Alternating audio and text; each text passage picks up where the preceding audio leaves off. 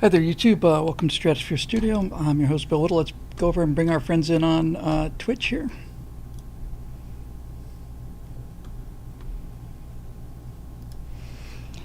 Hi, everybody. Welcome to the Stratosphere Studio. I'm your host, Bill Whittle, and it is the 12th of August. I hope everybody's doing well. Let me just check my levels here. Everybody good? Seems like we're good. Yeah, okay, fantastic. Here we are. Monday night, and on the new schedule that I talked about on Stratosphere Lounge.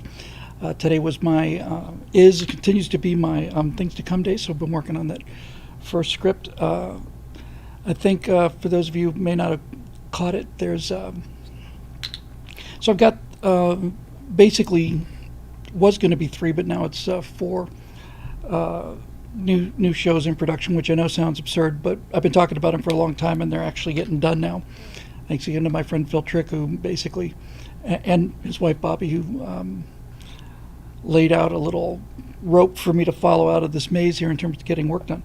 I have assigned a work day to each one of these shows.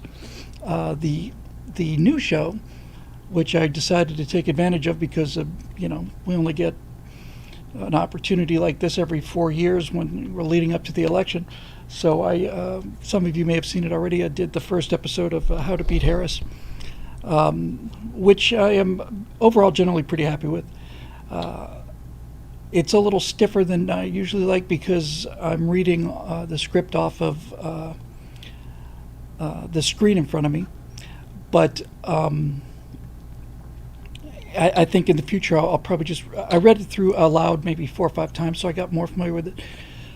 But there were moments when I was a lot more spontaneous. The rest of the time I'm reading the script, and in order to, I have to keep it very narrow so you don't see my eyes doing this. And I'm just about at the limits of what I can resolve with this vision of mine. So I don't have any particular problem wearing glasses. In fact, I don't have any problem at all wearing glasses, except that when I'm here, especially, as you can see, there's just lots of reflection, and it takes away from the beauty of my shark eyes, like a doll's eyes. Anyway, I had a lot of fun with that. A lot of fun with the deer in the headlights, and I had a lot of fun with the deer in the headlights.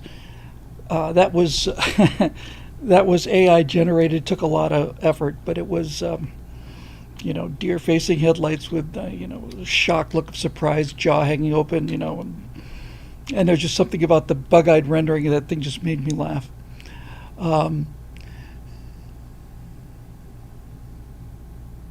Somebody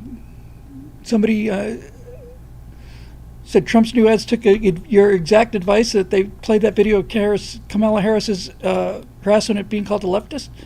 That's almost certainly a coincidence, but it's a good coincidence to know.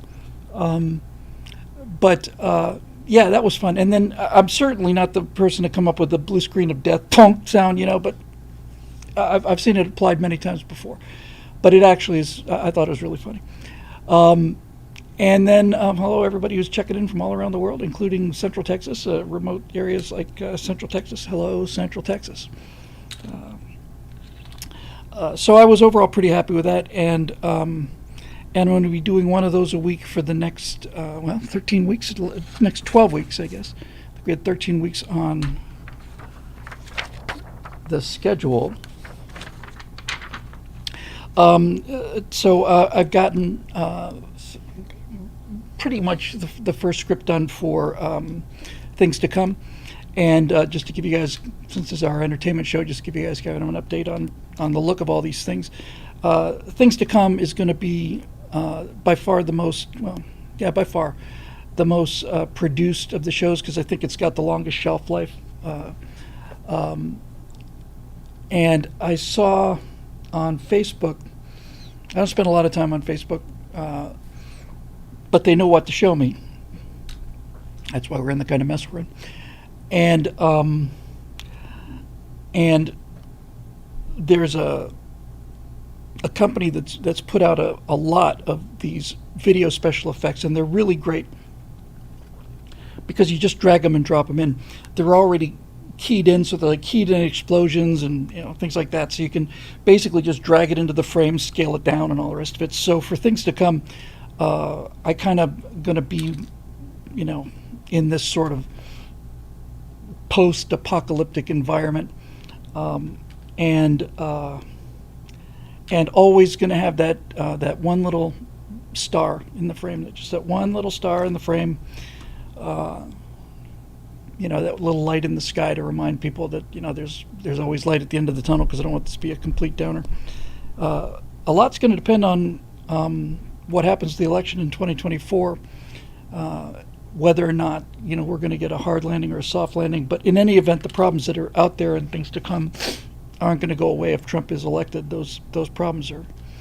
If Trump is elected, then you can at least start working on them. But you can't do anything about the damage that's been done. Although, see, that's the thing that's so frustrating and at the same time kind of encouraging about the problems that we're facing. They're all self-inflicted, and they can be cured so simply. It really is a question of like the governing elites are got their foot on our necks, and they're pushing our face down into the mud. And if they would just stop doing that, I'm not naive enough to think that they will just stop doing that, but if they could be made to stop doing that, it's amazing how fast we could recover with this. I'll tell you a story in a minute about that I'm gonna regret telling, because the second I tell this story, everybody's going to be saying what they always tell me, which is get the hell out of California.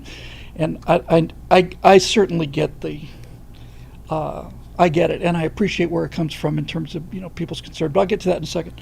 I was listening to Victor Davis Hanson talking about the policies that the elites have inflicted on us here in California and around the country. It's not just California. And he said one thing that just was so simple that I thought, my God, it's just so simple. He was talking about Stanford University, which I know everybody's saying, get the hell out of California. I know.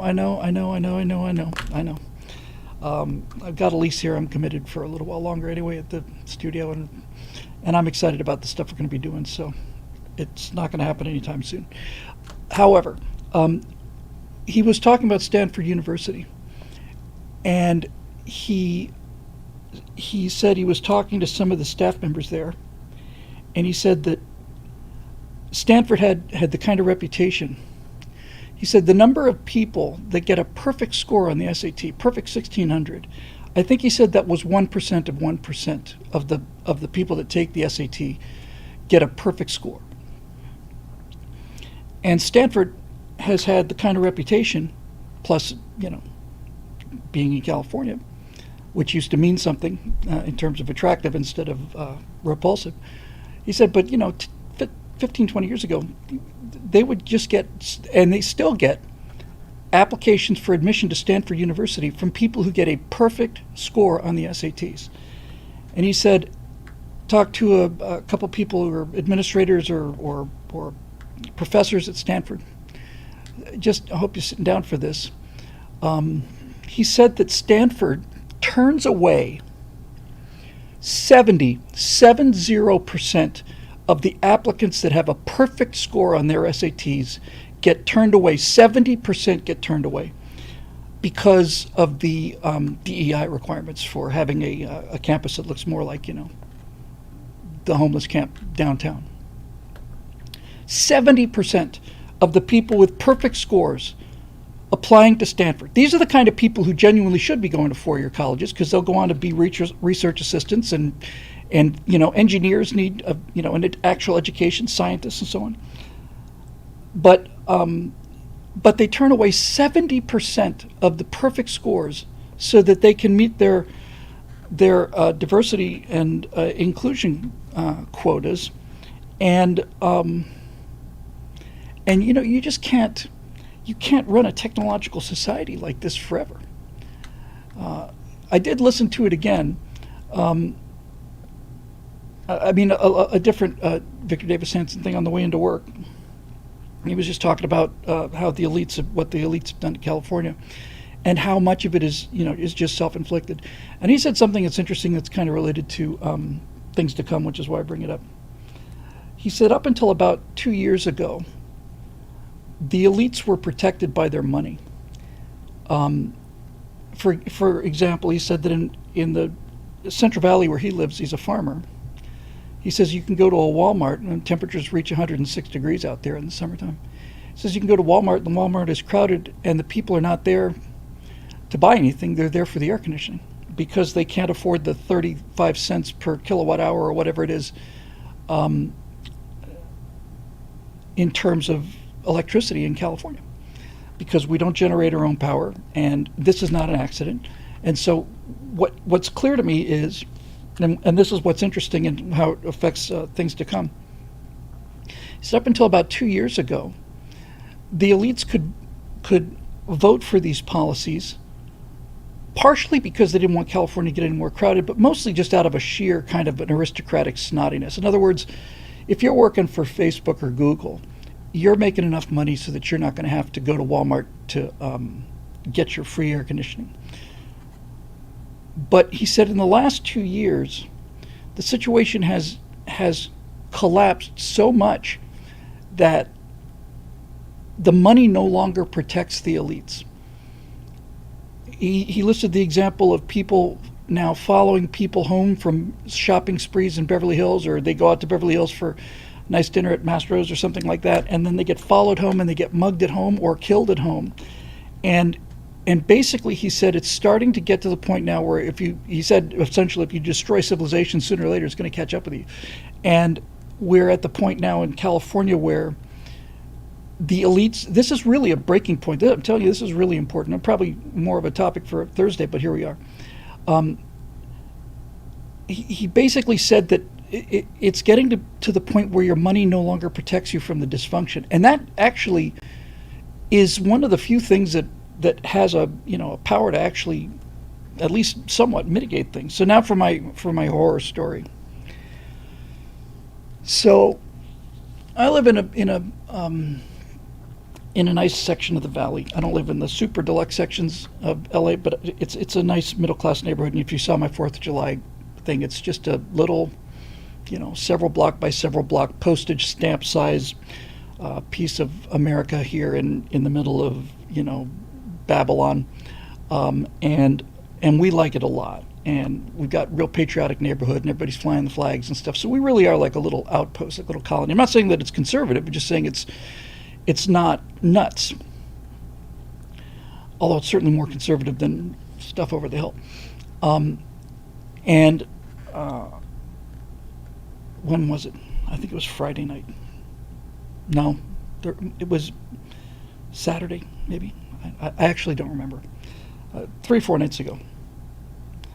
And Natasha was on a photo shoot, and she came home, and she said I needed to drive her to the emergency room because she had done this photo shoot, and she'd gotten some glitter, one little piece of glitter in her eye, and it had worked itself way, way to the back of her eye, and it was causing her a lot of distress. And she'd tried to rinse it out, with all kinds of things from the drugstore. It just wasn't working, and every time she'd blink her eyes or move her eyes, it really hurt. She could feel it up there, she just couldn't get it out. So we went to the emergency room at Sherman Oaks at about 1 a.m. And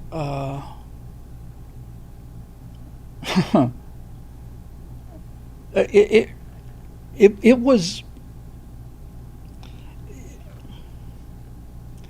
I don't know, maybe I've just been in California too long, but there was some really, really, really dark energy there, man. We got there, and the first thing we had to do was go through a metal detector just to sit in the waiting room at the emergency room. Now, I knew this wasn't going to be a good experience, and I knew we'd have to wait a while, but I wasn't ready for this. And so we go through the metal detector, and sitting in the back of the rows of seats in the waiting room, it wasn't very crowded. There was only 2 people in there, I think, when we got there. But sitting in the back row, there was a guy, probably in his late 20s, and he was laughing at the top of his lungs. He was by himself. I mean, he was laughing like the Joker. And every now and then he just laughed at him, and then he just calmed down a little bit. He says, stop it, you're killing me. You have to stop, you're cracking me up. And it's like, it's scary. And what was especially scary was there was one person was sitting in a row of chairs, and so I had to sit with my back to him. Otherwise I would have had to sit, leave an empty row of seats, and Natasha and I go sit next to this guy, which would have been a little weird. And I did not like having this guy behind me. I just did not like not being able to see what he was doing. My little Uncle Martin radar threat detection antennas went up, and I was just like, I got to be real aware of like things like footsteps, because this guy, he went through a metal detector. That actually caused me some relief, but you just never know. I mean, these guys just barking mad, barking mad. And he was just sitting there laughing. So that immediately puts, like a kind of a picture on the thing. Then in comes, I was going to say probably late 50s, early 60s, but might have been much younger than that. A very thin black man dressed in a dress and wearing stockings that had runs in them, and it was looked to me to be a transsexual prostitute. He came in and sat opposite us, and he had a mask on, and he was muttering things under his breath. I thought, well, that's interesting. He didn't strike me as particularly dangerous, but it was interesting. Some other guy comes in, and he walks immediately up to the desk, and he says, I need urgent medical attention. They say, what's wrong with you? And he says, I suffer from anxiety and depression. And I thought, I don't know if there's an emergency treatment for that, buddy. I guess they could, give you a Xanax intravenous drip or something. But he basically stayed there for 2 or 3 minutes and then left. Then, and we're sitting there for an hour and a half. This young couple comes in, probably, early 20s, head to toe cover in tattoos. 23-year-old male, 23-year-old female. I almost said man and woman, but that wouldn't have been appropriate. And they come in and sit behind us. And we're waiting and waiting and waiting. We're waiting for an hour and a half, and they see one patient during that hour and a half. And then, and before the tattooed couple came in, this other guy came in with a big dog. And he seemed more or less normal, but he was just talking to the dog in a real strange way, and talking to himself like he was actually talking to the dog, not like, hey, good dog kind of thing, so much as, I know, I'll get to that later, that kind of talking to the dog. And out of nowhere, he pulls out this sticker. It was like you see these a lot over LA. They're like, it's like a skateboarding company or something. He pulls out this skateboarding sticker and just slaps it on the side of the metal detector.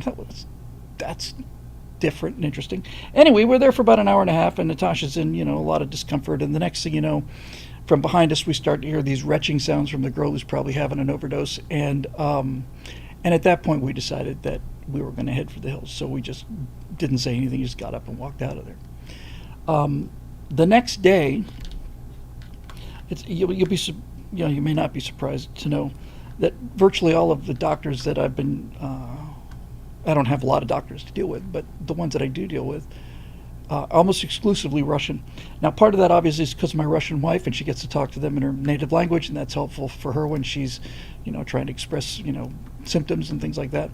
But the main reason that I got really just decided I liked Russian doctors is because they haven't been ruined by the destruction of the American medical system for the past 40 years. And so they are still doctors. They'll sit down and talk to you for half an hour when you first come in there, or when you come in for a visit, they'll sit and chat with you for 20 minutes. And my experience over the last 25, 30 years, I'm old enough to have had a Dr. Handworker, his name was, and he was our family doctor from the time we got to Florida when I was 10 or 11 or 12. And he was our family doctor, and he'd make house calls, and that's who we went to see. And it's just like in any other normal American. But as time went on, we get to the point where you'd have a doctor's appointment. You would go in, hey, what seems to be bothering you? Well, I got this, and this. Okay, Susie, run me a blood panel. I want this panel, and so on. And he said, okay, so we should have the results back in a week or so. Just give me a call then, and we'll see how you look. That's it. Goodbye. Russian doctors sit down and talk to you, and they treat you like you're a patient instead of a archaeological site that needs to be tested. So Natasha made some calls, and there was one appointment that we couldn't get till Saturday. And so it was Friday night. It was Friday night, definitely. We couldn't get an appointment till the next Friday at that appointment. Anyway, we called around, and we'd been to this one guy before, and he's got a private practice. So we went down there, ophthalmology practice, and we walked into this private practice, and the receptionist said, "Oh, hello," and she said, "Hi, I called in. I'm Natalia Whittle." And she said, "Oh, okay, come with me." Walked us right back to the room. Before I sat down in the chair, the doctor was in the room. And he started talking to Natasha and asking her what the problem was, and he got out his ophthalmology thing, and he's checking out her eyes and peeling her eye back, and I mean, he was there instantly. And I mean, he was waiting for us nearly, and he was very interested. Natasha told him in Russian about the situation in the emergency room the night before. And he was very, very interested in this. He wanted to hear a lot about this. So we talked to him for about 10, 15 minutes, which in itself is unusual in American medicine because most of the time, most doctors don't have that kind of time. And he wanted to know the details, so we told him, and he said, it's just terrible. There are so many mental cases walking around here that if you've got a broken arm or a burst appendix or something, good luck. Good luck. I assume that if she had a broken arm or was in intense pain, there might have been a different treatment, but I'm not guaranteed that that's the case. And there's an ambulance entrance, so I suppose if somebody gets hit by a car, they probably bypass the emergency room waiting room. But generally speaking, there are so many mental patients, and we have half of the nation's homeless in California, and we have a third of the welfare recipients. And when they decided to close the mental institutions, I don't know if that was nationwide or California-wide, I think it was California-wide, there was apparently a news report that looked at one institution and found a couple of instances of abuse of mental patients, and this caused such consternation that they basically shut down the mental asylums and mental hospitals and just left people out on the street because it's not fair to lock them up. It's cruel to lock people up in a mental institution. So they left them on the streets. So now they die on the streets instead of getting, mental care. The expression used to be, you're committed to a mental institution against your will, with the idea that some people might eventually recover enough to be able to be set loose back into society again. But the number of just plain crazy people walking around is astonishing. And Victor Davis Hanson's point was, it has become so astonishing now that even the elites are beginning to notice. I mean, you can have private schools for your kids, but you don't get your own private hospital. And this is the thing that shocked me the most. This ophthalmology doctor, Russian doctor, who saw us immediately, said, "There's nothing back there. I'm absolutely sure you might have cried it out during the night, but there's nothing back there now. Your eye's real irritated. Here's a prescription for some drops, and so on." And then just so we could go home assured that that she wasn't causing more damage to her eyes. So anyway, this guy said, he said, it's like this at Cedars-Sinai. Now, Cedars-Sinai is in Beverly Hills. It's one of the finest hospitals in the world. It's certainly the finest hospital in Los Angeles, one of the best hospitals in the country. And this is where the top people go for cardiac work and all the rest of it. He said the emergency room at Cedars-Sinai has people sleeping on the floor at Cedars-Sinai, and it just can't take this much longer, which is one of the one of the key points of the Thing to Come series is that there's going to be three battlegrounds. It's going to be the destruction of the cities. I think I had the statistics in front of me before. I want to say it's 83% now. of the population lives in either urban or suburban areas. And how are you going to deal with, 140 million refugees or more? These aren't foreign refugees. These are Americans fleeing the cities. I know that if I ever moved to Texas or Tennessee or Florida or anything, and that's definitely a real possibility the way things are going out here. And people ask me where I'm from. I'm going to tell them I'm from Syria, or Somalia, or that I'm a Chechen terrorist. Anything other than that I'm from California, because I don't need that kind of hostility and hatred. And I don't blame people a bit. All the housing prices around the areas like Nashville, housing prices, rental prices are doubling and tripling because California's just leaving, and they're used to paying a fortune for all this stuff. The country, if you look at a map of the U.S., you've seen it before, and it's not a joke. I wish it was. It's just not a joke. I don't know how else to say about it.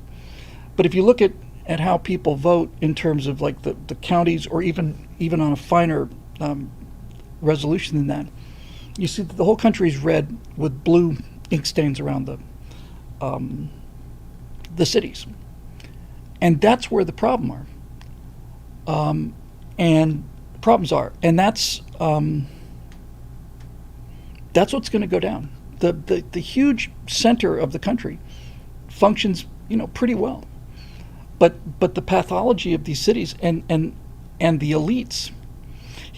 Hansen was pointing out that somewhere in as we made this transition into an information age economy, that the elites on both coasts did something really kind of strange. They basically said, he said, that they stopped looking inward towards the center of the country as their revenue base.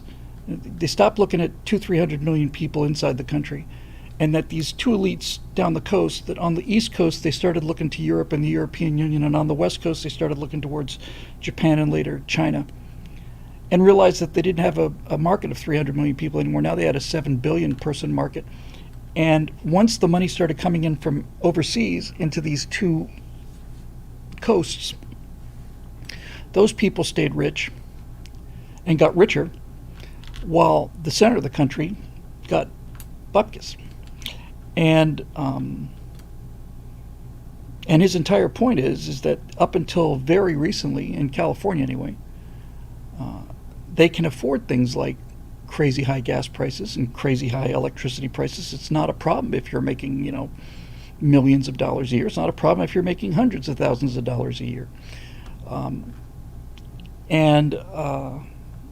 He said that the collapse now is starting to catch up with the elites. Zuckerberg put 400 million or something into the 2020 election. He said he's going to be neutral or something. Not that I trust him or anything, but nevertheless, a Roadrunner just said escape from New York. It's that's what's actually happening. People are escaping from New York. They're just leaving, and they're leaving San Francisco, and they're leaving Los Angeles, and they're there are some cities that still function. Dallas is a booming area, and I've been to Nashville, which is growing like a weed, and but it's just this is self-inflicted. The other thing he said that I just thought was so good, he was talking about not only about the admissions thing, about 70% of the people getting perfect scores on the SAT being turned away at Stanford, but he also had a one sentence solution to this education crisis. And the education crisis is, once the federal government started backing student loans, they would give them out to anybody. And since it didn't matter whether they would pay them back or not, people started majoring in things like studies, and not nearly so much going to college to learn how to things like become an engineer or a doctor or some other useful trade that required a 4-year education. So not only did the number of people on student loans just skyrocket because they're guaranteed loans. It doesn't matter to the university whether they get paid back or not. They can make loans to people who are studying, absolutely worthless things for which they'll never, ever get a job in, let alone a job to recoup the debt in. But he had a one-sentence solution. And I thought, my God, this guy's he's just a treasure. He's gotten me through some tough times. Just the calmness of him and the dignity of the guy. But he said you could solve this problem by taking the student loans away from the federal government and having the student loans be issued by the endowments of the university. And I thought, wait a minute. He said, yeah, Stanford has a $40 billion endowment. $40 billion.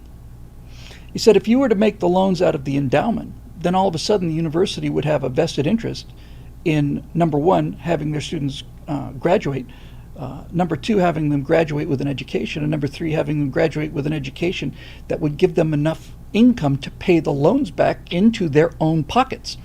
But these universities get these endowments that get bigger and bigger and bigger and bigger and bigger, and they don't have any risk. They just raise their tuitions and siphon the money out of the taxpayers through the federal government. One change, just one change, legal change like that. The federal government's not going to handle student loans anymore. It's going to go back to the old days. You can either go to a bank, but really, the universities, if you want students because you're dying, you're just shutting down. You're useless and worthless now. If you want students and you want to give student loans, take it out of your endowment. And then that way, you'll have motivation to keep tuition prices reasonable and to make loans to people who have a chance to be able to get it back. I thought, simple, done, done. Dave Big Booty says, Stanford is a hedge fund with a minor educational system attached. Yeah, I think that's pretty much it. So anyway, that's that, and that's things to come, and so we're making some progress on that. Tomorrow is my right angle day.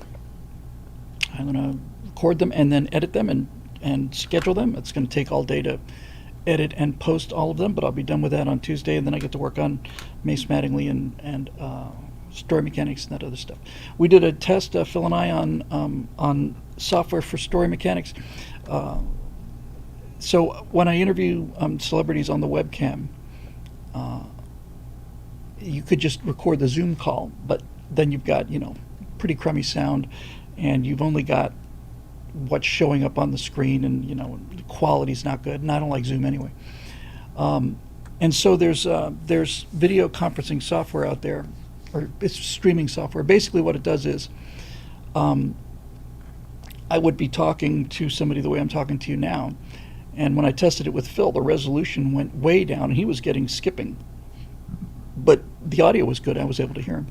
And what this various kinds of software does is it makes the person-to-person connection, keeps that at really low resolution, low bandwidth, but then it records high-resolution versions of both of the channels.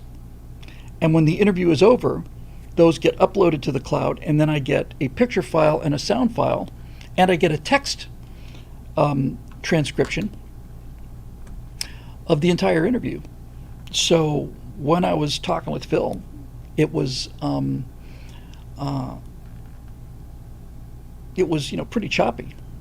But when I got the files back, they look great. So the software I was originally going to use is called Riverside, and a lot of people use Riverside.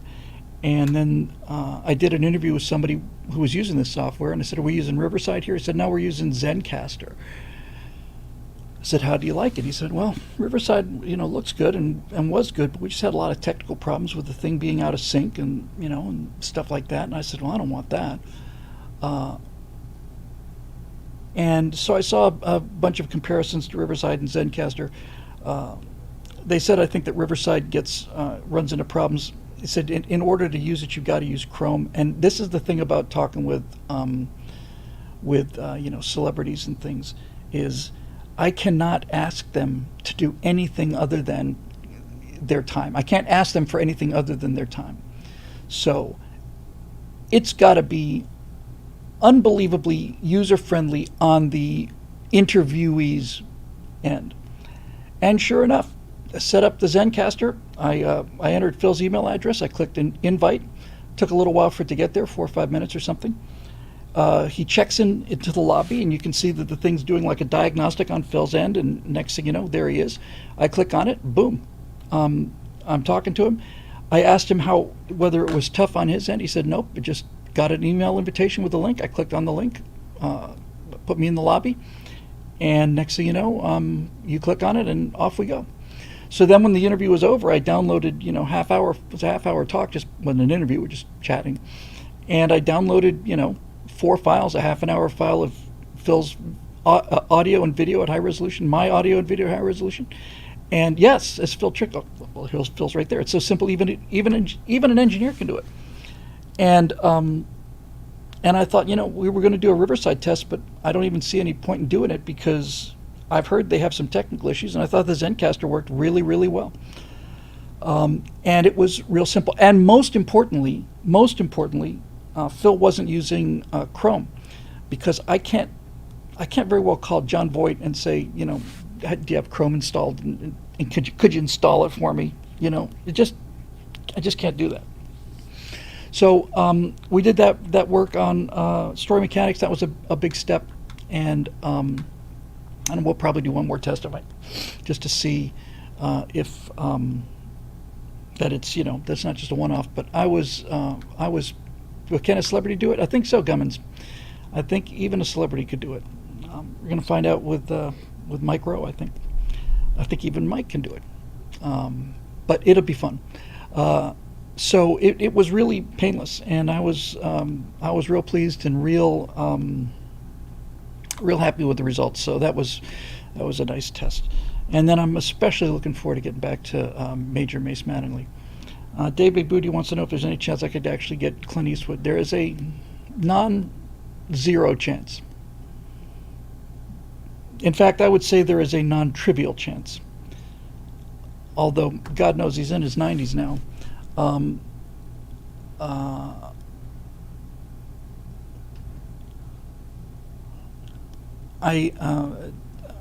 Dreesen is good friends with him, and I already talked to Tom. Tom's agreed to do the show, so it would probably need to do Tom first. Then I could say to Tom, if you want to pitch this to Clint, but Clint Eastwood, has basically pulled me aside and said he's a big fan, so that's kind of that's just something you never ever forget. That just stays with you for the rest of your life. It's just like, well, holy God, unbelievable. So anyway, all these shows are coming along, and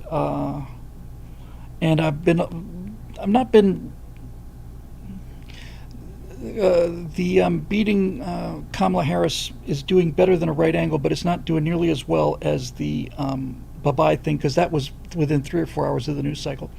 So what I need to do is I'm going to continue to do the beating Harris every week, but if it turns out that there's something, really breaking, like an example would have been Tim A's Stolen Valor thing.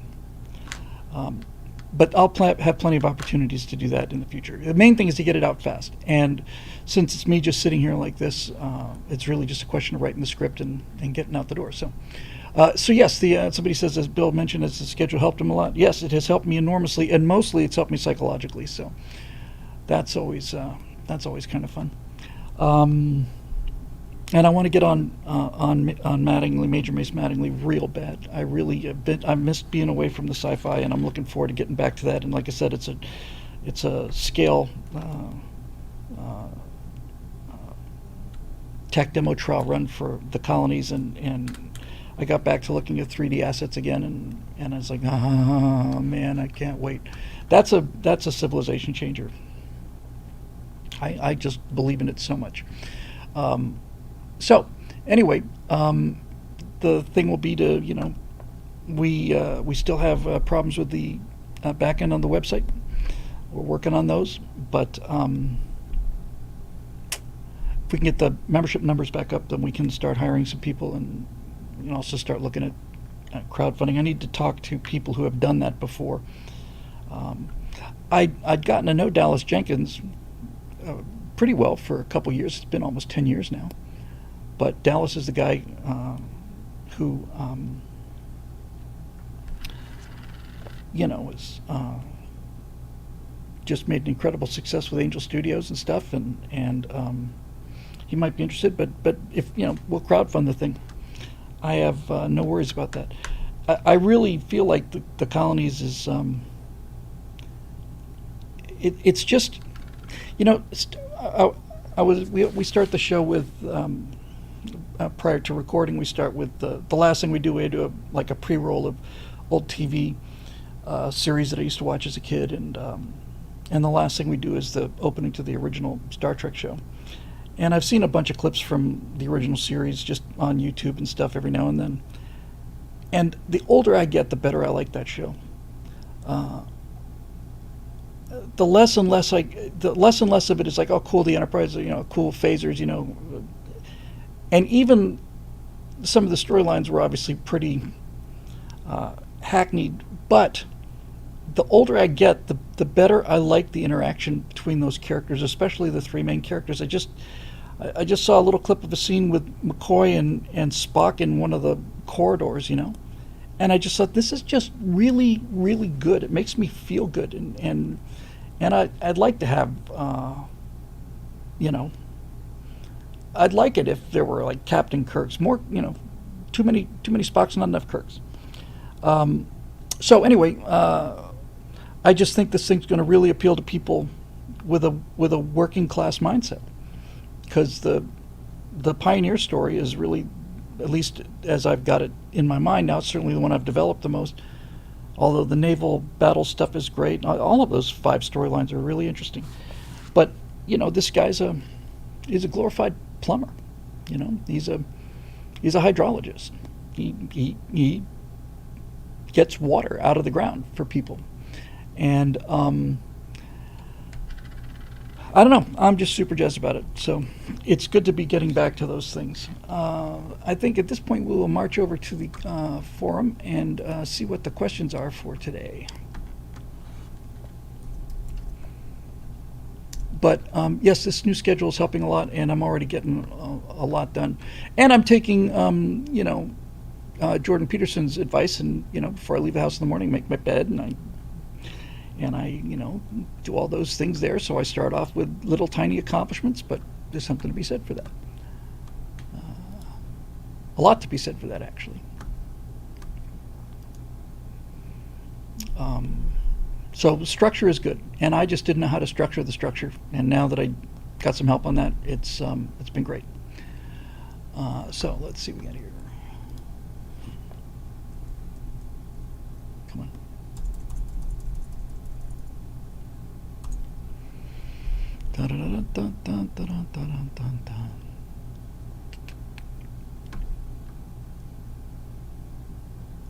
Here we go.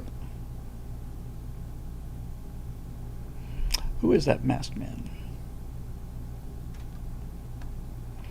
Questions for August 12th, Monday Pop Culture. Curated by Ian Nolan. Thank you, Ian.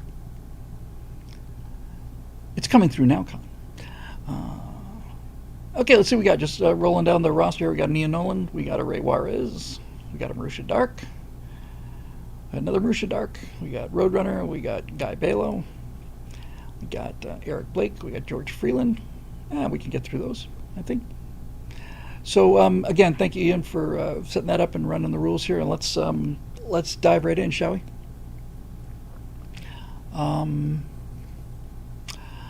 So it's from Ian Nolan. Bill, internal rumors, which seem to be validated by the recent Deadpool and Wolverine movie, are that within Disney, Marvel Studios has been purging everything woke from their ranks and focusing back on making good movies again. But Star Wars has been doing the exact opposite, with Kathleen Kennedy doubling down.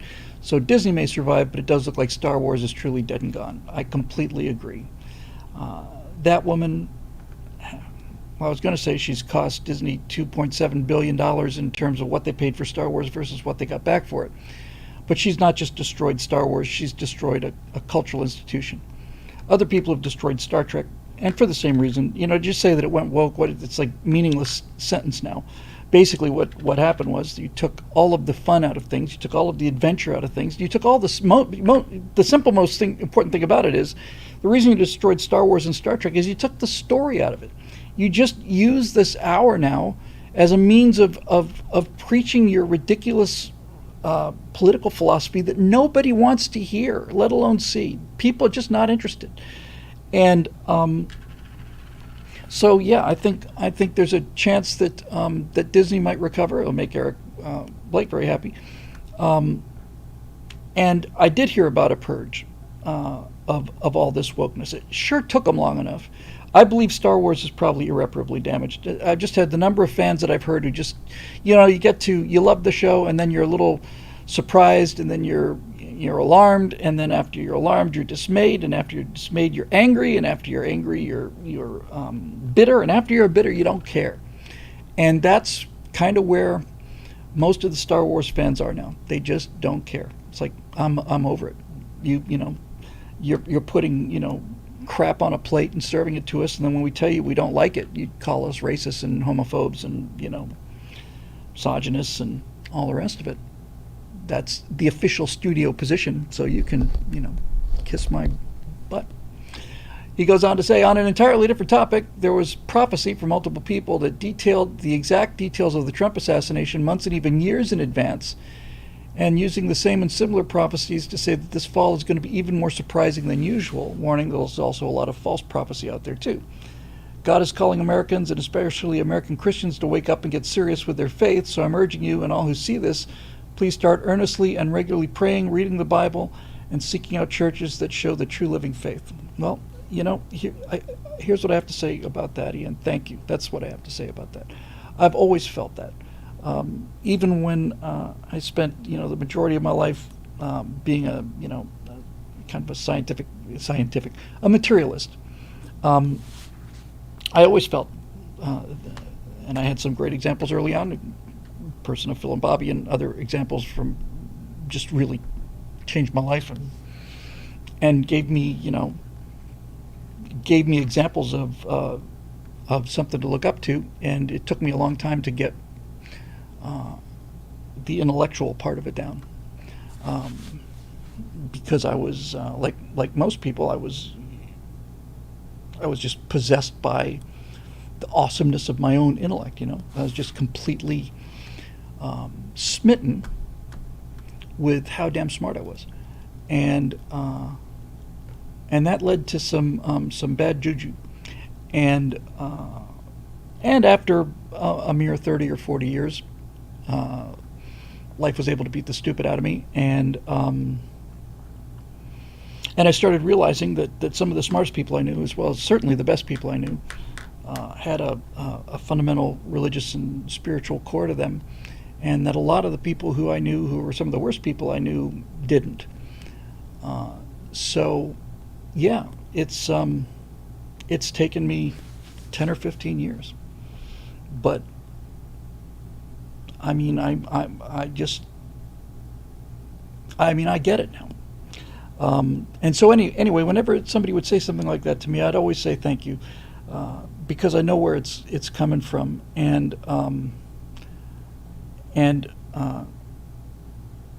I've always felt that it was an act of kindness on the part of the person who was saying that. Some people take great offense at that kind of thing. How dare you push your religion on me?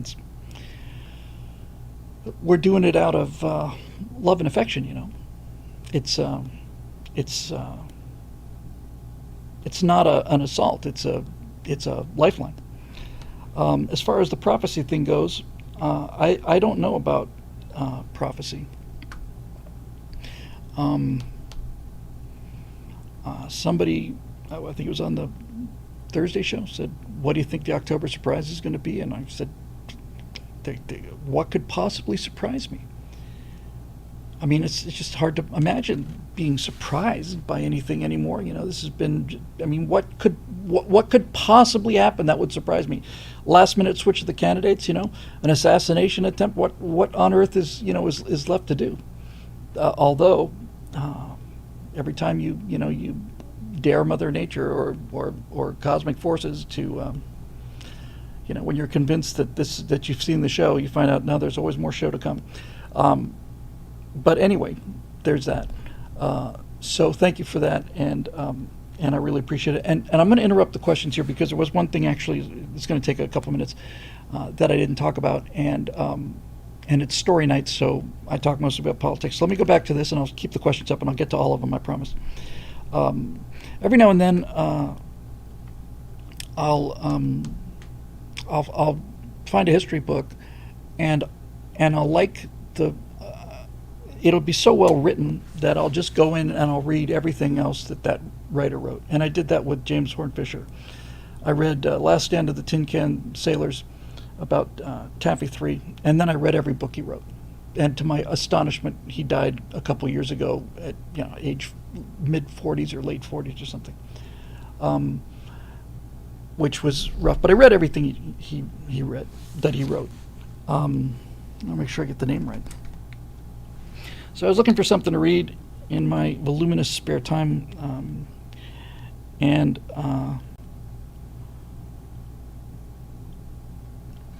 I found a book. I just stumbled on it. Really, come on.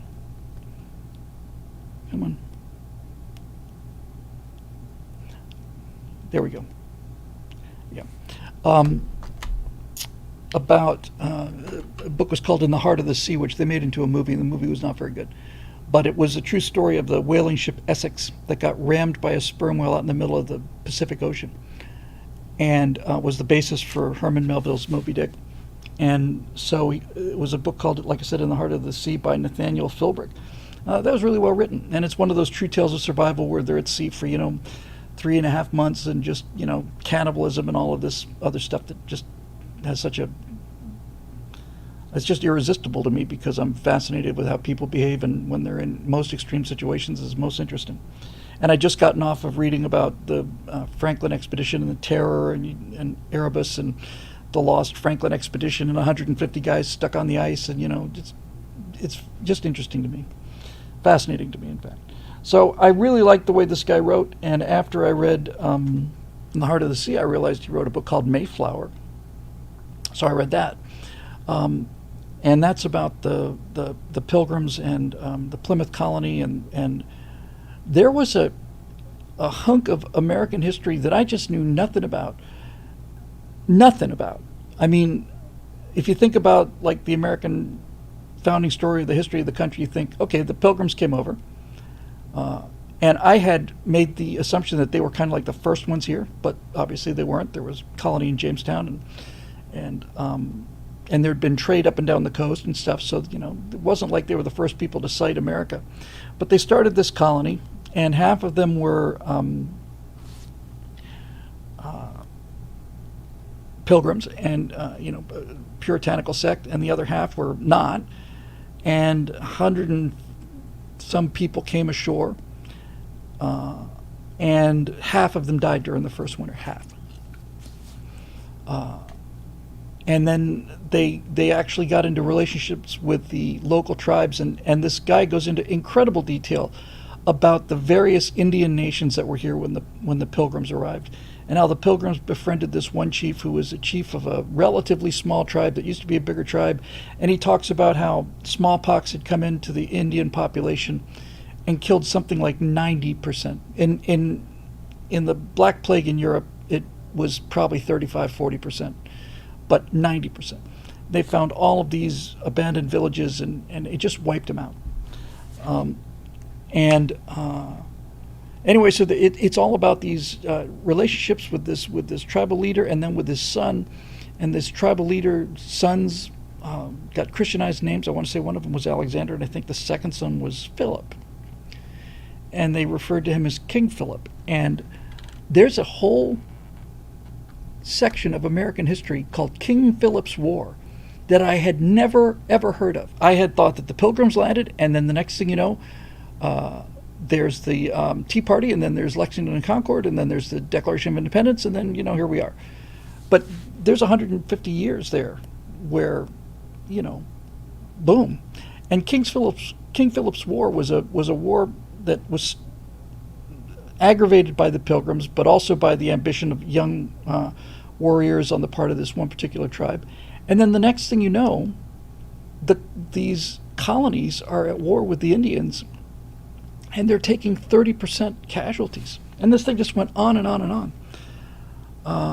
This is after, the first Thanksgiving and the first winter, and and they were cooperating with the Indians and helping the Indians out as well. And it wasn't just the Indians coming to rescue these people. They had this alliance with this chief, and then this chief gets into some trouble, and the Pilgrims come over and help him, and then the Indian chief pledges his loyalty to them forever. So it's a really, really complex and balanced story. But that was a whole section of America I just didn't even know was there.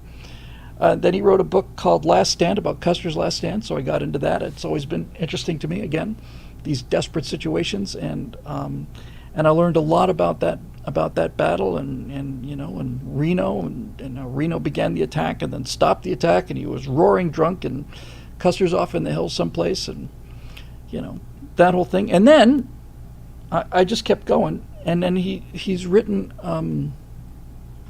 a trilogy about the American Revolution. And the revolution has always been a weakness for me in terms of part of the country's history I don't know well enough. I really didn't know. I had the most general sense of the dynamics of the war and how it worked, but I didn't know any of the details really.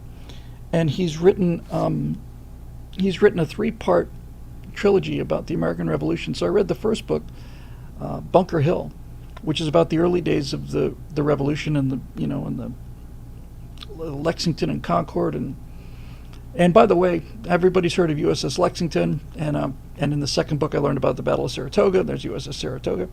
I don't know why there's not a USS Concord, because Lexington was 30 guys, 30 farmers standing there that opened fire on a advancing British column, but the column got turned around at Concord. Concord is where the colonials made a stand and pushed them back, and then the Old North Bridge, and then the British regulars are hightailing it back to the safety of Boston, and then they're just getting harassed the whole way. But they stopped them at Concord. I don't remember any USS Concords, aircraft carriers, during World War II. So the whole first book was really about the events leading up to the American Revolution, and I didn't know anything about Joseph Warren. I'd never heard the name before. But Joseph Warren was a doctor who was so instrumental in keeping things together in Boston and Massachusetts. And he was a physician. He was a really skilled politician, and he was determined to be at the front lines. He didn't want to be a doctor. He wanted military glory and renown. And he was killed in the Battle of Bunker Hill. And if he hadn't been killed, he very likely would have gone on to be the central leader of the American Revolution. I'd never heard the name Joseph Warren, because he was killed, at the very, very outset of the war. And that was fascinating to me. So this got me the real basis of what actually happened with the Tea Party and all of the infighting and Boston and the New Englanders and all of that. So then I read his second book, and that was called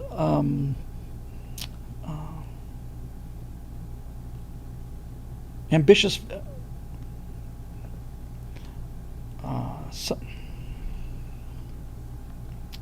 Something ambition.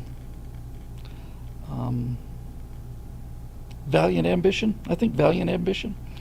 That's about the middle part of the war. That's about Washington taking command, the evacuation of New York, and it's about Washington gaining control over himself. He was so aggressive that there were a number of times early in the American Revolution where Washington wanted to do something that was so risky, just to end the war right there at the very beginning. There was a couple of moves that were so risky that they were suicidal, and that the second book, is about Washington mastering his emotions in order to become Washington. And what a man. What an astonishing man. And the more you know about his faults, the more you come to admire the guy, because he had a lot of faults, and he just was at war with himself, and just constantly trying to keep his aggressive instincts under control, and just wanted that military battlefield. He wanted to be on the battlefield and and win the war on the battlefield. And as generals, battlefield generals go, he was not a great strategic, in fact, not a great tactical general at all. Got out generaled a number of times, but strategically, he after the debacle in New York, when the colonials had to evacuate New York, and the British could have ended the war there. They were slow in their pursuit, and the two Howe brothers, who were commander of the British Army and the British Navy together, still thought there could be a negotiated settlement, so they didn't go hard after Washington. They could have destroyed the Continental Army right there on Manhattan Island. And Washington escapes, and he retreats across New Jersey, and everybody's dispirited. And then there's the crossing of the Delaware, and he attacks Trenton and beats the Hessians at Trenton, and then he's cornered at Trenton, and he's got no way to go back. And so they say, well, instead of retreating, we're stuck here. Why don't we just go and take Princeton as well? So they took Princeton, and then the whole colonies are all fired up. And there he is again. My gosh, I just never know what to do with it. John Eden with another $99 super chat, thank you. And there's one from James T. Kirk for 200 yen. Captain Kirk reading preamble to Cloud William. Thank you both very much. Thank you both very much. And John, I have no idea how much the gesture means to me. And he's harsh, this guy, Nathan Philbrick. He doesn't sugarcoat anything. I mean, he puts all these people in their but basically the middle book, the one I just finished, Valiant Ambition, is about not only the middle of the war, but it's mostly about Benedict Arnold. And I remember hearing people saying that Benedict Arnold had actually been a good general prior to him being the great traitor, and everybody just knew about him, being the traitor. But this second book goes into details about Arnold, and not only just the brilliance of the guy, but the genuine insult, that was done to him. I mean, he was a hot-headed, vainglorious guy who really rubbed everybody the wrong way, but he was a brilliant tactical general who won the Battle of Saratoga. The credit went to Gates, I think. Just brilliant, and the amount of indignities that he suffered in these power plays because he was such an unpopular guy. But he really had a case, I mean, the army is starving, and Arnold had put his entire personal fortune into the war. He had financed, an entire artillery regiment out of his own pocket, and Congress isn't paying the troops, and they're freezing to death in Valley Forge, and and they're dying of dysentery, and Congress can't get anything done. And you read this and you think, well, the guy's got a case. But when it's all said and done, he was sending secret messages to the British asking how much money they would pay him if he could gain control of West Point, the fortifications at West Point, and he was ready to surrender West Point. That would divide New England from the rest of the colonies if you own the Hudson. And he was as much of a traitor as it's possible to be. And they talk about, he talks about Major Andre, who was his British contact, who was captured and eventually hanged as a spy, and it's just fantastic. So now I'm reading Into the Hurricane, which is the third and final book about leading up to Yorktown, and the war moves to the south, and he's just a fantastic author. So I just wanted to interrupt that with the questions to say that I've just been soaking up Revolution history and early history of America, and I have no doubt that that's going to come in handy someday in the not too distant future. That's my hope anyway. Once I get a good history book in my hands, I just keep drilling until there's nothing drilling to do. There's no more drilling to do. You're just at bedrock, and he's a marvelous writer, this guy. And I almost, in a number of places, I thought he's being too hard on the Americans, both in the Pilgrim's book but then I realized, no, this is what actually happened. It wasn't this golden mythological unified kind of, damn you, King George, the infighting among the colonists. He made the point that it was Benedict's, and I think it's actually a very good point, that the country was essentially, after 4 or 5 years of war, Congress couldn't get anything done. They wouldn't pay the army. The entire country rebelled against England because they didn't want to pay tax to the British government. But when it came time to pay tax to pay its own Continental Army, most Americans just wouldn't do it. They wouldn't provision them, and they wouldn't pay them. And the whole thing was about to collapse. The whole economy was about to collapse. But interestingly enough, Arnold's defection united the colonies in a way that nothing else really had, not even battlefield victories. That this guy, who could be so highly placed and be such a hero, would go over to the British out of genuine, legitimate resentment of how Congress was treating the army, united the country in a way that nothing else really had. It was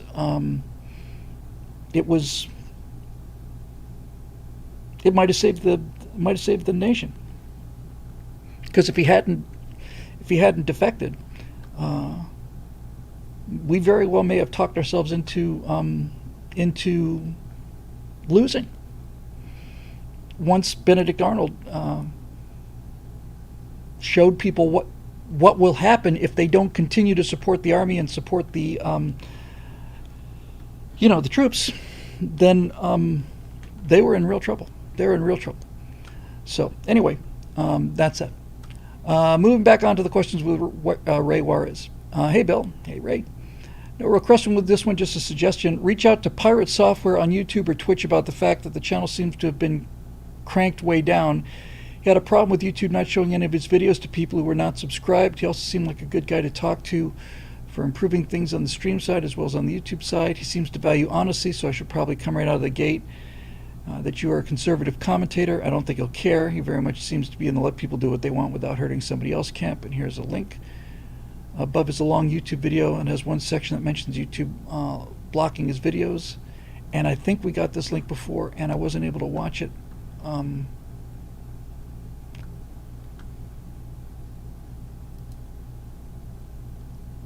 He's got 2.1 million subscribers. That's a great number, and so it's in the middle of a game, and I'll keep this tab open, and I'll try to watch it. And Eric says, didn't I get asked this question before? And it turns out I did. I didn't go to the link, and I'll try to keep that open because it sounds like something I really need to listen to, obviously. Anyway, there's the link, and it's like above is a YouTube video that has one section that he mentions YouTube blocking his videos. The link will bring you to the right section I mentioned. I mention all of this because it's entirely possible, if unlikely, that YouTube is just broken and less partisan than we think. The lightning bolt of a revelation, I shared this with Phil when we were, one of the main reasons I finally decided to get more organized was when I did the, within 3-4 hours of Biden dropping out of the race, and I did the bye segment, it got 60,000 views. And I was able to logically deduce that, well, it got 60,000 views. And the Dick Rutan thing is hovering at 90,000. And so those numbers are possible. Maybe it's not the algorithm so much as it's me. Maybe it's just the content. And the timeliness. And we talked about this on Stratosphere Lounge. So that's why I decided to do the How to Beat Harris thing, because it seems topical. The main thing to do is wait till there's like a story that's like red hot and then just drop an episode right then. But we're going to keep doing them every week regardless of the numbers, because I just think it's important, and it's nice to do a series. So I suspect episode 2 will be trans.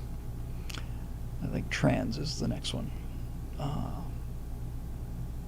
I had heard, although I had not seen anything other than the title of some stories, that she pivoted to the middle in some big way, and that she was basically picking up part of Trump's agenda. I don't know what it was, but I wouldn't be surprised if she was saying she's going to secure the border if she's elected, which this should be so easy to defeat. I just don't know what to do. You just show the graph that Donald Trump was pointing to when he was shot at,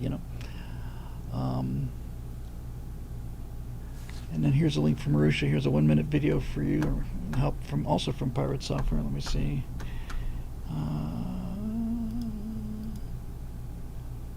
Bam. Okay. I got 2 tabs open now. And I'll take a look at both of those when I'm done with the show. So thanks to both of you. I know Marusha's mentioned this. In fact, Marusha's not only mentioned it several times, has offered help several times. And yeah, I've just been not able to take that wonderful advice because I'm a little overwhelmed, but I'm doing much better with that. So that's good. Oh, Kamala stole the new tax on tips. Okay, keep stealing. And the next thing you know, she'll be running as Donald Trump, and you'll see. I look at those 2 people. I look at Harris and Waltz, and I see them on stage, and I just say to myself, that to me looks like a losing ticket. That to me looks like Mondale or Dukakis. I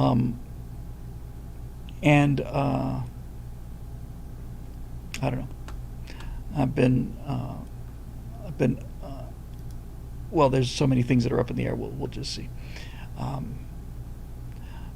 Anyway, just to close on Ray Juarez's question, I mention all this because it's entirely possible, if unlikely, that YouTube is just broken and less partisan than we think. It's possible, you're right. He also worked in offensive security and is a white hat hacker, so I would ask him for ways to secure some of your systems. Never a bad thing to be proactive with security. You're not the first person to say that, Ray. Thank you. Have a good night. Thank you very much for those 2 links, and Marusha as well, and I'll take a look at those.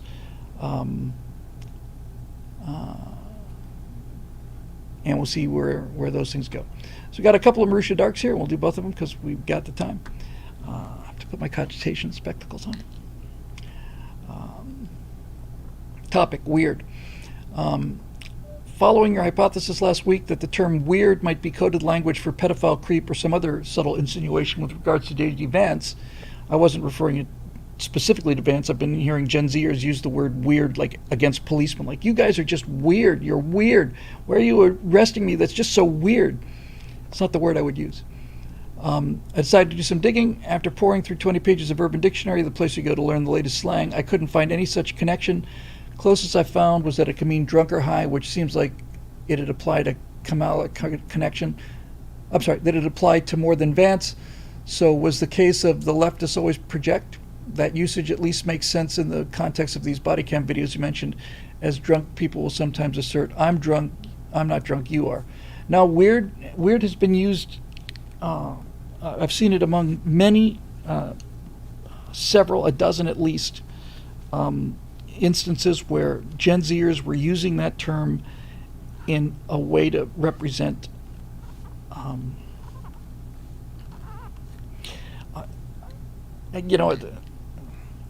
the closest substitute is just so ridiculous, but it's almost like they're saying that's unjust.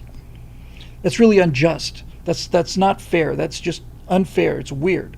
And weird to me always meant something that was just really out of the ordinary and usually in a somewhat askew fashion. But the common usage is getting to be more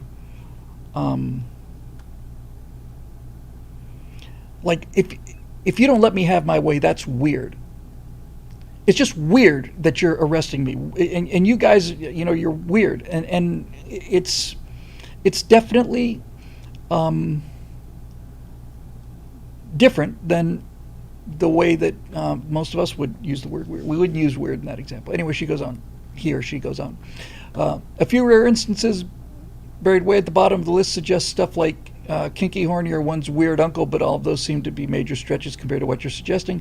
Another one noted it as a possible synonym for cringe, which make it more sense of an insult, although millennials and Gen Z would probably just say cringe if that's what they meant. Yeah, I agree.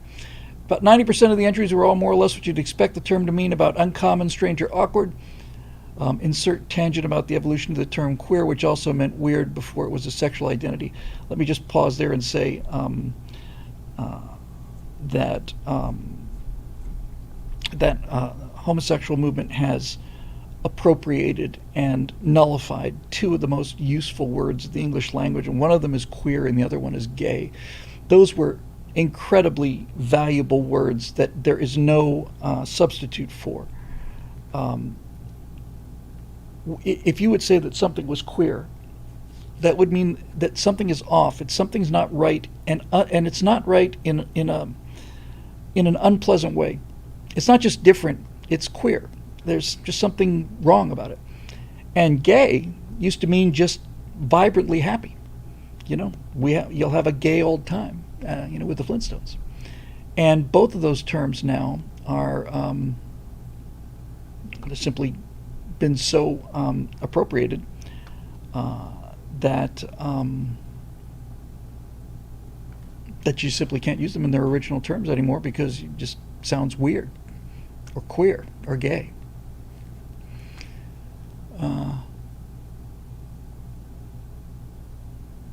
I did find one reference that suggested the original insult was used in regards to a debunked joke Vance made about having sex with a couch, which would be pretty weird if it was true. I actually heard about people making the reference to him having sex with a couch seriously, and up until this very moment, I thought that it was true.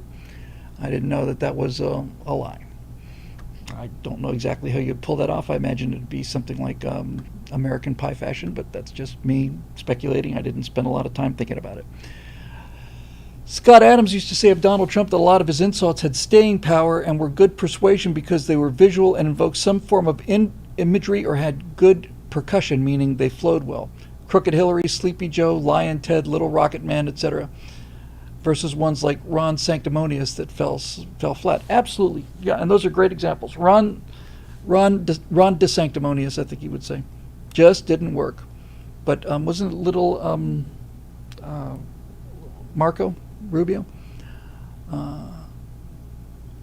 Yeah, he's a master at that. So, conclusion, I think the weird norm is just another example of the truism that the left can't meme. They try to be funny or edgy, but just suck at it. Tyrants and the insecure are incapable of having a sense of humor, especially in the case of someone like Kamala, who's so flagrantly anti-charismatic as to be downright weird in every sense of the word, although she sure cackles like a hyena in a comedy club. Yeah, on the beating Harris thing, watching, like I opened the show with, I was just, it took me several iterations to get it right, but once I had that deer in the headlights, bug-eyed look, she's just saying, well, you were the most liberal member of the Senate, and you can just watch Harris, that fake smile, just watch your eyes, just how the hell do I get out of this? So, anyway, let's take another one. This one's from Marusha Dark. Topic, practical effects. Bill, I just finished watching this video and had to share it with you since I know you're a huge fan of old school Star Trek. It's Adam Savage interviewing Mike and Dennis Okuda, who are the practical effects artists on TNG, showing some of the techniques they use for making physical models, panels, title cards, and other design graphic elements. Enjoy. Here's a link, which I will also click on so at least have a chance to see it. Yeah, Michael, boy, he's done his bit.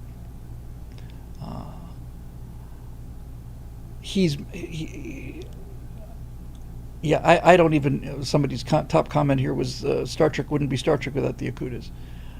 I don't remember exactly how many things he designed, but I mean classic things. But yeah, he's just gigantic. I'm curious to remember.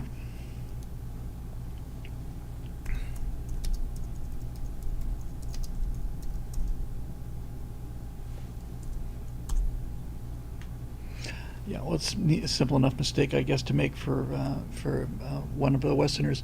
I occasionally get him confused with Robert Kinoshita. Robert Kinoshita designed Robbie the Robot and also designed the robot from Lost in Space. And there's an episode where they're both together. And there was a time back, I want to say around 2006 or 7 or whatever, where somebody was selling full-scale movie quality reproductions of both the B9 robot. They made a bunch of B9 robots. They made like 30 of them. Perfect. There's a whole B9 robot community out there, which you can just go and make your own. That robot had a lot of effect on people. And if I had, disposable money, I'd have one just blinking in the back there now. And if I had real disposable money, I'd have a Robbie the robot and the robot from Lost in Space, which I didn't know was called the B9 robot until I was way too old to have it change my mind. Interesting thing about the Lost in Space robot, and I'll come back to the Marisha question. But everybody who remembers the original Lost in Space episode remembers that, the bubble-headed booby's got a bubble. It's got these two kind of bright lights up here like a triangular thing, and then it's got the neck that could go up and down, and then there's a collar here with little slats that goes around its neck, and that's where Bob May was. He'd blacken his face out so that you couldn't see him, and Bob May would be behind that grill. And when I was looking into this B9 robot thing 10 years ago, I realized that in the design of the robot, his eyes are in the bubble. I'm just curious to know if anybody was a fan of the show. I never ever considered his eyes to be in the bubble. And I used to wonder why that is, because they clearly appear to be eyes, and that's clearly his head. But I never ever thought that those were his eyes. And I couldn't understand why until I just finally realized it's because the sight lines.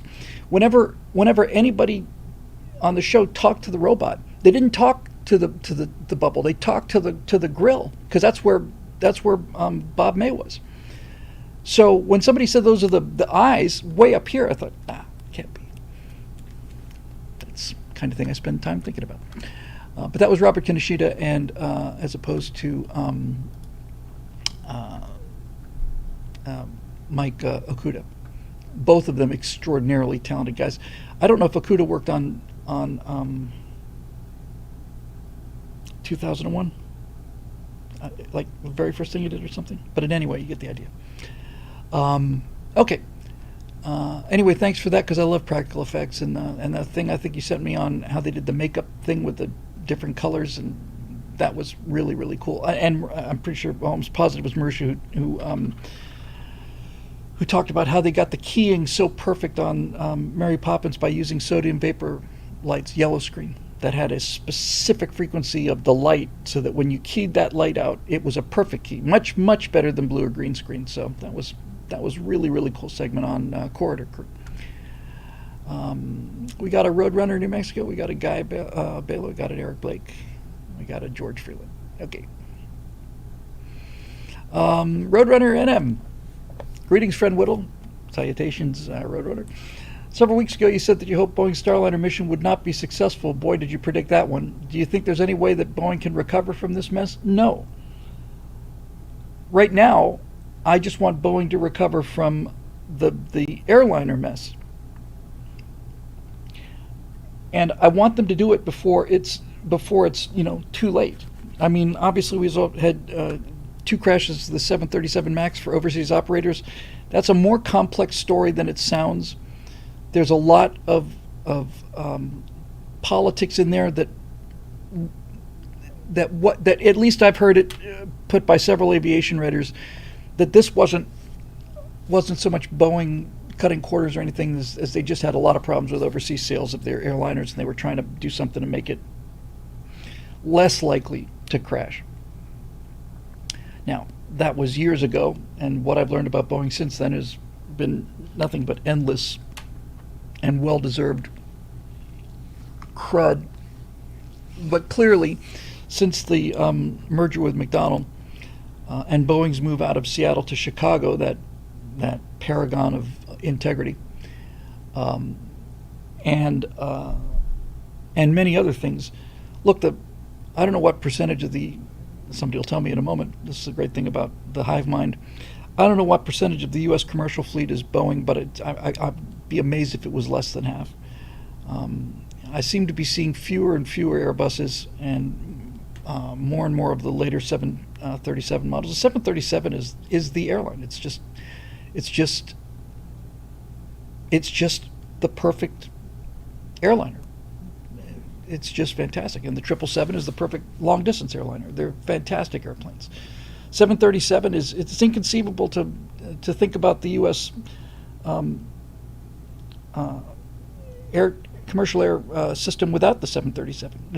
It's a perfect design, and it's evolved since, whatever it was when it first came out, 60s, late 60s, early 70s, I want to say. But they're you know they're victims of this piratical culture where these CEOs are just squeezing the last dollar out of it at the expense of what they're selling. And I've said this before, they're not selling airplanes, they're selling safety. Um, and and they are. I've never seen a brand tumble the way that Boeing has tumbled. I'm not even sure Bud Light fell as fast and as far in the public estimation as Boeing. Anytime a jet is late now, or any kind of a mechanical problem at all, people say, "Oh, it's a Boeing." Even if they're not on a Boeing, they'll say that. What they've done to the brand is just crazy. Dave Big Booty says they needed to clean sheet a new airliner, but that would have been too expensive, so they mangled up the 737. That's undoubtedly true. They did the same thing with the Super Hornet. Oh, by the way, for those of you who might be curious, yeah, this aircraft right here, the Super Hornet is so different from the Legacy Hornet that that many people who looked at it basically said they sold the Navy a new jet, and the way they got away with it was they just said it's an upgrade to the old jet. But the Super Hornet certainly looks like the Legacy Hornet. In fact, most people would be hard pressed to tell the difference, although people who know their airplanes would get it pretty fast. But it's considerably bigger than the Legacy Hornet, and it's obviously a lot more advanced. And I used to think the Legacy Hornet looked better than the Super Hornet, but now I'm just completely I love the Superbug, the Rhino. I love it. I love it. Yes, it was the Super Hornet used in Top Gun Maverick, because there are no Legacy Hornets in the fleet anymore. In fact, the last people to get new jets are usually the demonstration teams, the Blue Angels and the Thunderbirds. And when I saw the Blues early this year, I guess, they had just converted. This was their first season, I think, flying the Super Hornets. They used to fly the Legacy Hornets up until then. So, but back to Starliner. It goes on to say, thank you for all your hard work you do, both with Billwater.com and Stratosphere Lounge Studio. Please keep up the great work. Thank you. And then there's an attachment here that made him chuckle.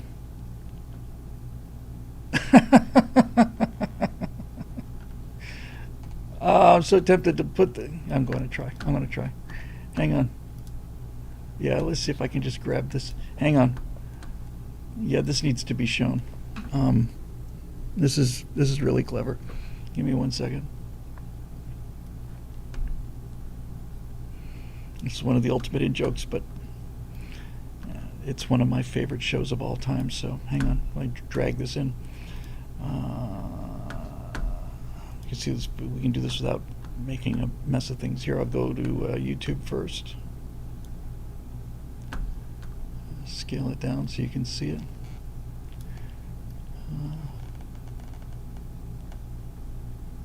And then I'll drop this into Twitch. It's a classic meme. It's just classic. Here we go to Twitch.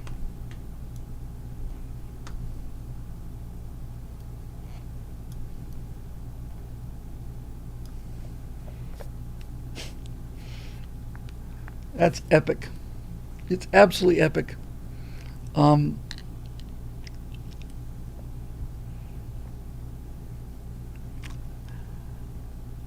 That's TV's Frank. I love it. La la la. That was that. I think of all the TV shows I've ever seen in my life, it's certainly one of my favorite shows ever. But when I first saw MST3K, and I was fairly late to the party, relatively late to the party, I remember watching it and saying to myself, why didn't I think of this? Why didn't I think of this? It's just so. It's just so. It's just so good. Um, and of course, there's the ongoing discussion that will be a timeless discussion. It will be, it'll be like the War of the Roses, or the Civil War. Any of these great conflicts that resonate down through history. You're either on Team Mike or Team Joel. I'm definitely a Team Mike guy. Uh, Although I thought the original Crow was better. But I don't know. I just really liked Mike. Um, just seemed like an all-American kid to me. Uh, they're both terrific.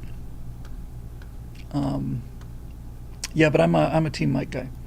Some people in the audience are Team Joel guys, so you know, got to be careful about your allegiances here, else you can get in trouble. What did I just do? I just closed that. I did, didn't I? I'm sorry. Closed. Yes, I'm sorry. I closed the billwhittle.com tab. Let me bring that back. Yeah, I used to watch that with friends, and we would just stay up and would just I just loved it. I loved it. I thought it was so clever and so and the cheesiness of it was so brilliant. It was just so brilliant, and how, I don't know. It was just perfectly self-contained, and I didn't watch a single episode. I refused to, but they tried to bring it back with Patton Oswalt, and it was, I think it lasted like 3 episodes. It's like, no, no, no. Guy Balo. Hi, Guy. Greetings, Bill. I've been thinking about your comment about how acting is such a simple job that even a child can do it. That's Evan Sayed's line, by the way. So my question is, why as a society do we put actors on such a high pedestal? Well, up until recently, uh, historically, actors, them being on a pedestal and being looked up to, didn't happen until the film era, which is 100 years old, little essentially 100 years old. Modern movies are a little more than that. Prior to that, before you could record actors and their voices, you would have stage actors, and you'd have a couple of well-known actors like Barrymore or something, but they weren't part of the at the time. There was no pop culture at the time. If you think about like the 1890s, we don't think about actors as being big players in the historical scene because they weren't. And obviously, throughout most of the Middle Ages and into the modern age, actors would not be allowed to enter towns. They'd have to camp outside in these roving bands of actors that were taking shows around. And Shakespeare was a member of one of these things as an actor before he became a writer. He would just tour the countryside as an actor. He was a, I don't know if he was a good actor because I never saw him, but he was acting, and he was enacting in some of his own plays. He was acting before he was writing. And they had to get permission to come into the town, and had to get permission to set up a play. And so there was no mass distribution of the faces, right? Astronaut mentioned John Wilkes Booth, and I was going to mention him too. He was one of the most famous actors of his day, but prior to the assassination, who in the country had ever seen him? Only people who'd been attending plays in Washington or New York. I mean, a couple thousand people maybe. It took the invention of movies to mass distribute faces and personalities. So you get the first celebrities are guys like Charlie Chaplin and Tom Mix. They're the first people who were recognizable across the country and then across the world because everybody was tuning into the same thing. It wasn't like television. We weren't tuning in at the same time, but we were watching the same stuff. America was going to the same movies. We're watching, in the early days, we're watching Chaplin and Buster Keaton and then Laurel and Hardy and The by the time you start getting into the 30s, you start to get kind of, rather than like comedy wonders. I mean, Keaton and Chaplin pretty much owned the 20s. By the time you get into 30s, you start getting to see the beginning of movie stars, as opposed to clowns. But I don't mean to take anything away from Keaton or Chaplin or any of those guys. They were brilliant, brilliant performers. But by the time you get to the 30s, you start getting people like Jimmy Cagney, and you get into the 40s, you get Humphrey Bogart, and you get in the 50s, you get Rock Hudson, and I don't know when peak celebrity was, but I would probably say it was pretty much the 90s. I would say somewhere around feels to me like the 90s was peak celebrity influence. And since then, once the internet came along, and streaming video became possible on the internet, once we got to high-speed internet, once we got out of the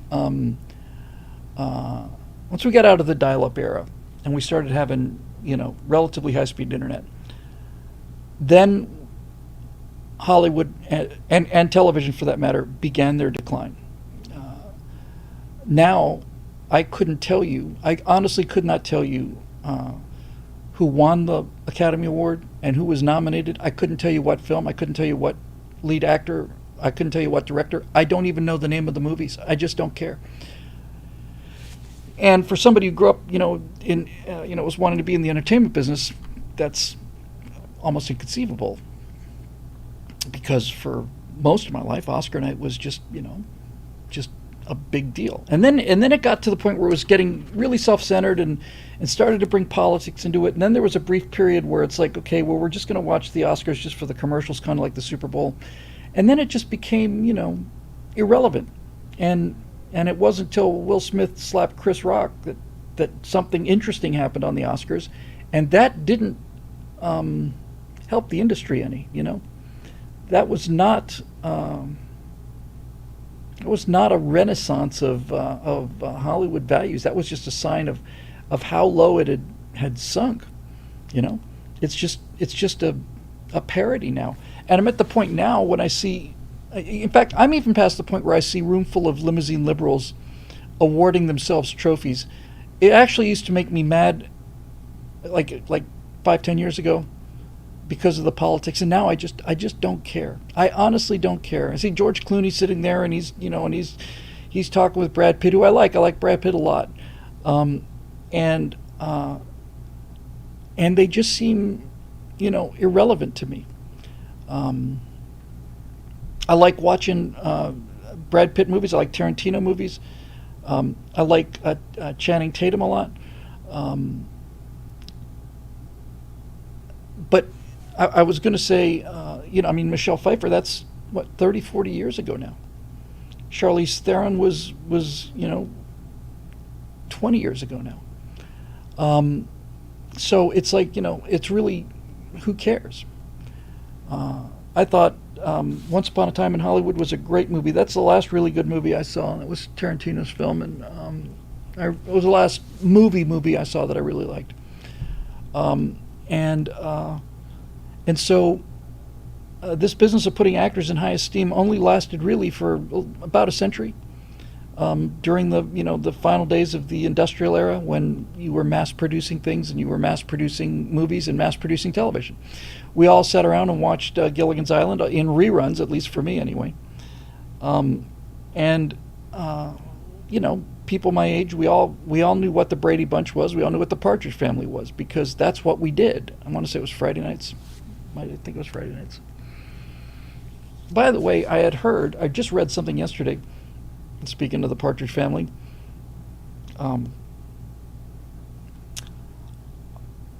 that I Think I Love You was the #1 pop song of the 70s. Can that be true? I'm not saying it's the greatest rock and roll song of all time by any means, but #1 pop song, it's possible. It's a great song. I got it on my iPhone. And that I just happened to see Partridge Family stuff a couple days ago, and I hadn't seen it in a long time. And David Cassidy was just, he's just a beautiful kid.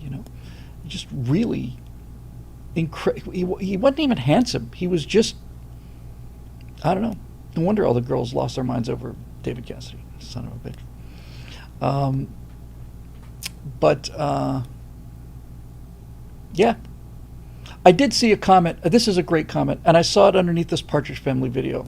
I love this comment. It's one of my all-time favorite comments on the internet ever. And the comment was,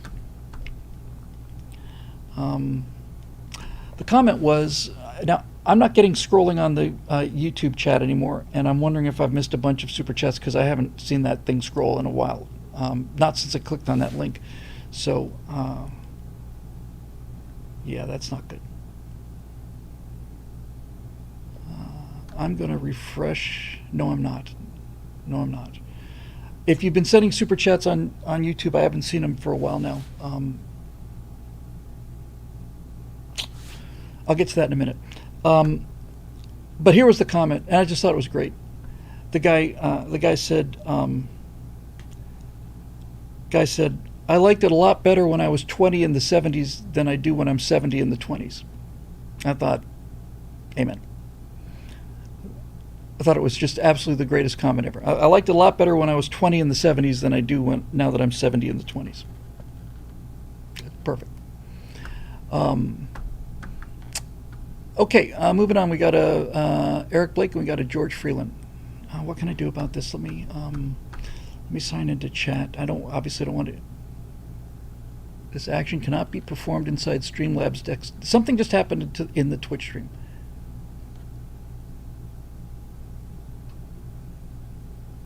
Open in web browser. All of a sudden it's working. And I missed the second part of Marusha's question about practical effects, so let me go back and get that.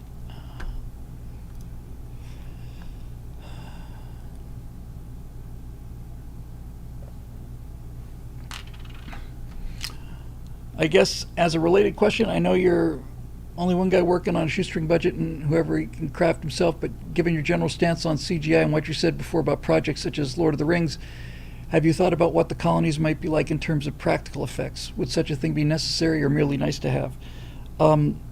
My plan for the colonies is to have the entire thing be CGI. Now this changes all the time. Not AI, CGI. But because the real weakness, the major weakness, in fact, the continuing weakness is humans. The metahumans are pretty good. I was pretty pleased with that interview with Major Mace Mattingly. To be perfectly honest with you, I could probably live with that, although it gets better all the time. The last time I've done a deep dive in it, things have changed a lot. But basically, my plan is to do the thing in CGI, and then to use AI face swapping to put high resolution faces on top of the CGI faces. That I would deep fake the CGI characters so that their faces looked photoreal. Now, with that said, the amount of progress that's going on in AI imagery in 1 year, is astonishing. I was looking at AI films just last night, as a matter of fact, and I had a little time, the little 3-4 minute films, and wow, it was. There was a comment that I saw that said he was showing AI films to a friend of his, and his friend said, "This is the best evidence I've ever seen for the existence of a human soul, is seeing what art looks like without a soul." I thought, wow.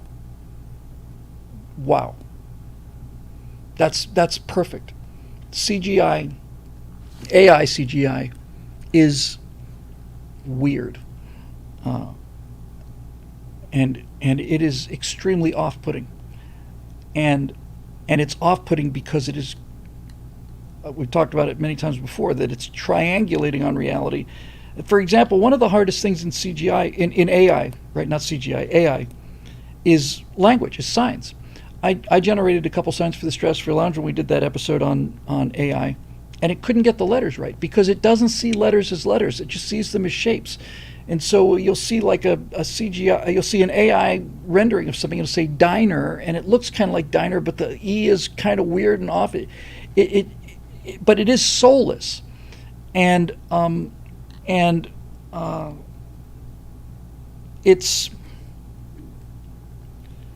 it's really disturbing, and it's disturbing in a way I've never been disturbed by anything else. It's unnatural, and I've said before, I'm not going to waste a lot more time on it here, but I've said before that the unnatural, inhuman, unhuman, anti-human quality of AI-generated imagery shows you what the AI's relationship to humanity is, and it's not a close relationship. We're going to hand our lives over to this stuff. It's not a person. It's not thinking. It's not. It's disturbing as hell. And I think you can look at AI movies and shorts and stuff and be so off-put by the imagery. It's not like the Uncanny Valley with CGI animation. That was a technical issue. That you look at like the worst, offenders of the Uncanny Valley. Polar Express is probably the worst that I can think of. And it's not. It's a little bit unsettling, but it's not disturbing. It's just not good enough technically. But when you look at these AI movies, there's something really, really, really, really, really wrong with them. Check out the AI version of Jesus flipping over tables at the temple. Now, that sounds specific enough that I have to just queue up something here. Hang on a second. Oh, and we have a great super chat here from Whittleton, sorry.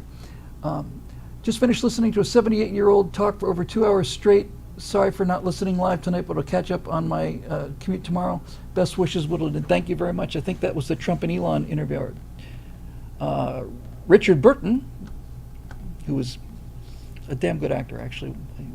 Didn't have too often a chance to prove it, but he was. When he was on, he was great. Trump and Elon, 2 hours of two men that love freedom, love their families, and love America. Now let's see cackling Kamala do that. Elon's endorsement of Trump is enormous. It's just absolutely enormous. Okay. What the heck was I just talking about? About the AI stuff, and there was a link. No, there wasn't a link. There was a description. AI Jesus overturning the tables. 1 second. Because, now it's getting better. Obviously, it's getting better.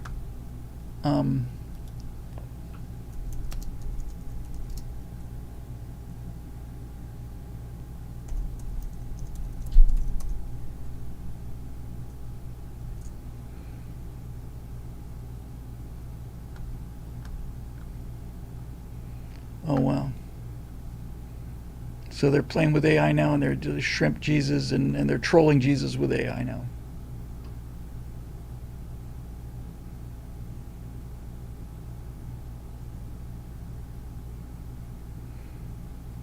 Here's one guy with a video that says, AI Jesus made me a believer. AI mocks Jesus, revealing Antichrist spirit programming. God says enough is enough, we're near the end. Well, you can make a strong case for that, I would think. And then here's AI Bible scenes that will blow your mind. I would glance at that. Yeah, it's just stills. I'm not much impressed. No, it's just stills of... I'll try and find that.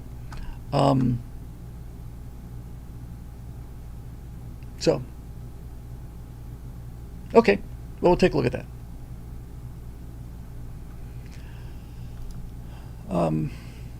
It does seem that things are swinging hard back towards a more spiritual view of the universe. And the James Webb Space Telescope is smashing so many preconceived ideas that we're not just like ornaments on the tree. They've just broken the tree. and and everything that we took for granted as just, if you'll pardon the expression, just scientific gospel is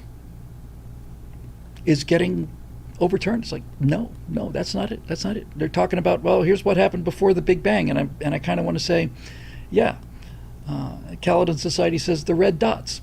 Everywhere we look, we're seeing these red dots, everywhere, and I had thought that they might have been, planemos, the independent planets that are apparently filling the galaxy. The galaxy may just be filled with planets that don't orbit stars, that got ejected early in the formation of their solar system. They found number of double planets in orbit around each other, but no star. That was completely unexpected. But now they're finding these red dots, and I'm assuming that they already know that they're much, much further away than just being, brown dwarfs or something in our galaxy. But they appear to be either mini galaxies or no, these are big, I think, big and far away. They're everywhere. Every frame that's coming back from James Webb Space Telescope is showing these red dots, which are either like super dwarf galaxies or low power quasars. Nobody knows. We didn't even suspect them. And this business about the universe, the age of the universe, that light behaved differently early on in the universe, the speed of light was not what it is now. That was kind of a weird pitch. But it the reason that I was so very impressed but unshocked by all this was because it seems to be stripping away all of these band-aids that they've had to put on the standard model. The universe is expanding faster than it should be, and so we've got to come up with dark matter or dark energy or all these other band-aids that we can't find, and we've been looking for 30 years. Just about all cosmology and theoretical astronomy has been looking for dark matter and dark energy, and they haven't been able to find it because it probably doesn't exist, because we made an assumption that how could the speed of light change? Well, if it turns out it was different then than it is now, you've got a whole new model to build, which I think is just really, really cool. Okay.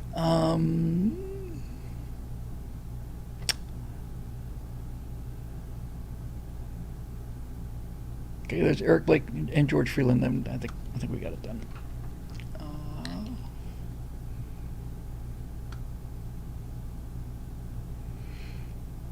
I think I got everybody. Yep.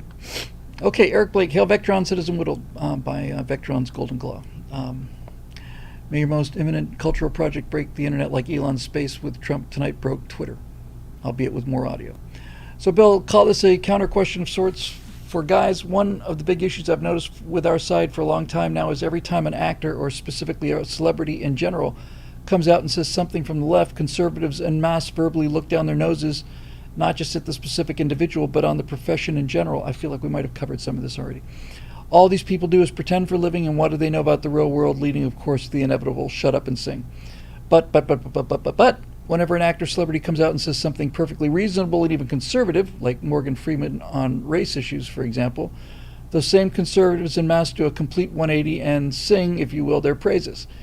That, of course, is leaving aside how we revere long-time known conservative actors like John Voight, Gary Sinise, James Woods, etc., and lest we forget as the great conservative president who's been the gold standard for our success ever since. As Doc Brown put it, Ronald Reagan, the actor, who's the vice president, Jerry Lewis? So, Bill, I've always been bitterly amused at how blissfully unaware our side seems to be of this double standard, so how do we address this, Bill? Well,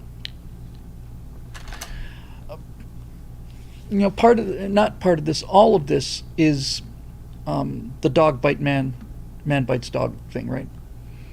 Dog bites man is not a headline. That happens all the time. Man bites dog is a headline. So part of it is just the rarity of it. And when there's an entire class of people that have been shouting you down and calling your names, when somebody of that class of people says, no, on the contrary, they're wonderful people, that gets your attention. It gets the attention of the wonderful people. And it's not... I won't say it's not a little hypocritical. It probably is hypocritical the way you phrase it, and it's fair the way you phrased it. But it's also human nature to be um, to be vilified by a group that's identifying itself as a group, and then have a member of that group come out and say, "No, no, you're all completely wrong about this." It provides validation. In the same way that if I were to become a liberal commentator tomorrow, I'd make a ton of money, because I would put together a fiction that I had been a conservative until all of a sudden I realized the plight of the poor and the disenfranchised. And once I realized how evil conservative philosophy was, I had pardon the expression, come to Jesus moment, and now I'm a liberal, and then I get the credibility, you see, of being on the other side. I could do conventions where I said I was a conservative, and I was a conservative commentator, I was a conservative champion, and I realize that conservatism is completely wrong and baseless, and that gives me credo, that gives me street cred that I would not have had if I was a lifelong liberal. And the Democrats do this frequently, and this is basically what Walz is basically trying to do. I'm just a regular guy. I'm just a football coach, regular guy, and I was and I was in the military, and I was a soldier, and I carried weapons of war, and I think we need to ban weapons of war because I carried weapons of war when I was in war, and obviously you weren't in war. So what he's trying to do there is he's trying to make the anti-gun argument as a person who's had a lot of experience with guns. I'm a hunter, and I'm this, and I'm this. He's trying to soak up the credibility and then turn it around and play it. And that's kind of what's going on when you get conservative actors. You're just so used to having liberal actors, calling you all a bunch of rubes and hicks and so on, that when you have somebody like a Gary Sinise or John Voight standing up for the troops, they get your attention. And part of the reason they get our attention is because they're right. That goes a long way. They're right. I hate to put it so cleanly, but that's the fundamental difference. I mean, George Clooney, for example, talking about the environment while he flies his private jet to Davos, is a hypocrite. Gary Sinise talking about the troops and how he doesn't deserve any of this credit and fame, that it belongs to the actual people, that Lieutenant Dan, a number of people that have written him and said that Lieutenant Dan saved their lives and saved them from suicide, and Gary's genuine modesty and congeniality on the subject, and the fact that Lieutenant Dan Band does scores of performances every year, and they don't just go to the glamour places like Bob Hope parachuting into Vietnam. I mean, Gary Sinise will play Warner Robins Air Force Base, and they'll just, that's genuine, it's real. And so that's another part of it is it's not just that they're contrarian actors, and that makes them stand out to people who've been battered by actors, verbally battered. But it's also nice to know that certain people in that profession are telling the truth. Now, it is a valid criticism, and I think a real problem that conservatives have, because we've been under such assault for a long time, that we start to kind of fetishize black conservatives or gay conservatives. For a period of about, what was it? Was it 2 years? I don't think it was longer than 2 years. Might have been shorter than that. Might have been a year. But somewhere around a year or two. Anybody remember Milo Yiannopoulos, who all of a sudden just owned the movement? I was doing a lot of public speaking, and I found myself in second and third place behind Milo, and Milo was just the thing. Why? Well, because he was flamboyantly gay, and it's not that it was. He had the credibility. Look, if you say that Republicans are not homophobic, then people can say, well, you are saying that because you're a homophobic conservative. But when a homosexual comes out and says, no, I've been around a lot of conservatives and I haven't experienced any homophobia at all, then you've got a source that has some actual experience in this. It's the same thing when black conservatives say, no, the real racists are liberals. They get completely vilified for it and tortured and called not really black and all the rest of that stuff. But they have credibility, because if a white person says that conservatives aren't racist, then people who make these claims say, well, you say that because you're white and you have no experience of what it's like to be black, so you can't say that. But when a black person says, no, I hang out with conservatives, I'm a conservative myself, and they're not only not racist, it's the liberals that are racist, that has credibility.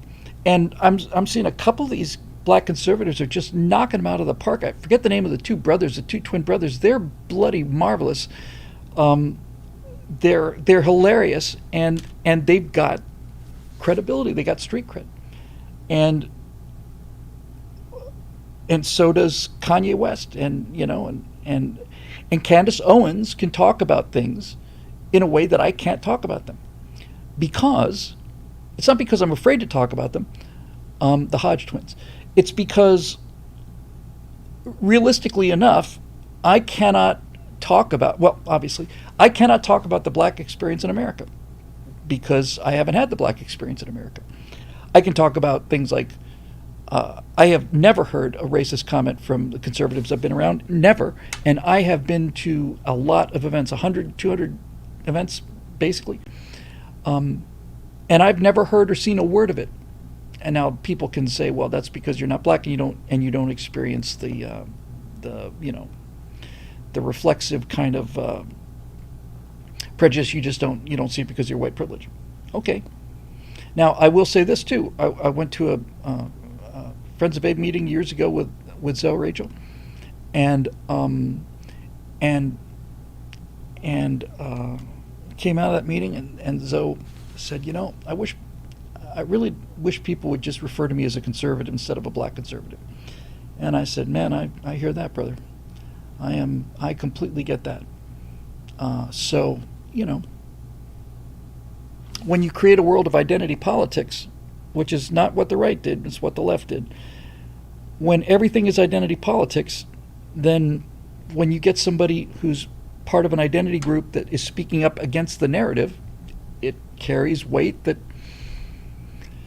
other people wouldn't. So there you go. George Freeland. Hey, George. In the colonies, have you given much thought to what the foundational political myths of the different factions are? That is, the story they tell themselves based on their interpretation of history. That's a great question. And one of the reasons why I've been soaking up this Revolutionary War stuff I mentioned earlier in the show.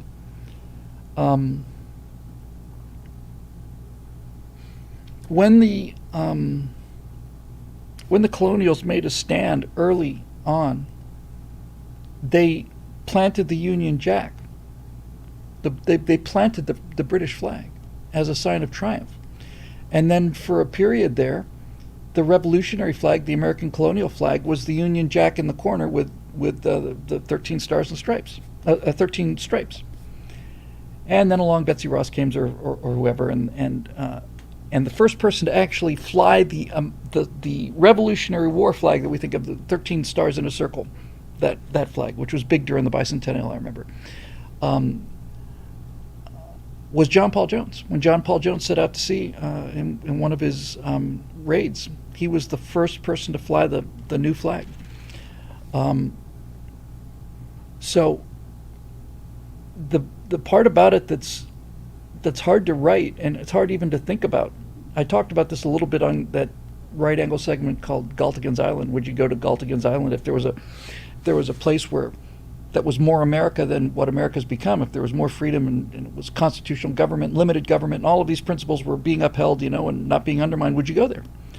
It's just a thought experiment, really. But the part about the colonies that's going to be hard to write about is what the actual colonials had to go through, and that is what happens when you fire upon the flag that you grew up under. the colonials had just finished the French and Indian Wars, where British regulars were there to protect them. They had gone into battle with the redcoats against the French and the Indians, and the presence of British Army regulars had protected these colonies. And the next thing you know, it's 15, 20 years later, and you're firing on these guys. That's actually really hard. And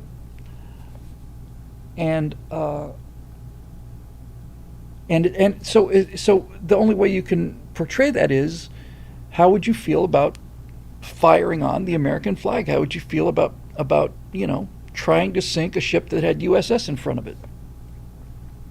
It would suck. And I think what you would do is what the colonials did. You would basically say, and it's not a rationalization, it's a justification. It's a real one. You would basically say that this flag no longer represents what it did when I basically pledged allegiance to it. The colonies, I'm not talking about my show, I'm talking about the historical American colonies. Excuse me, their position was not that they had rebelled out of malice, but that the British government, which used to leave them alone, was now interfering with their lives to a degree that they'd never had before, and that it was the mother country that had broken the agreement, the compact. That it was the King George III and all this taxation and regulations and governors and things. People went to America to be free, and they were happy to be British as long as they were more or less left alone. And when the British kept running up the regulations and the taxes, the colonial position was, this is not the government that we grew up under and that we were loyal to. We didn't change, you changed. Same thing happened with Texas, if I recall correctly. When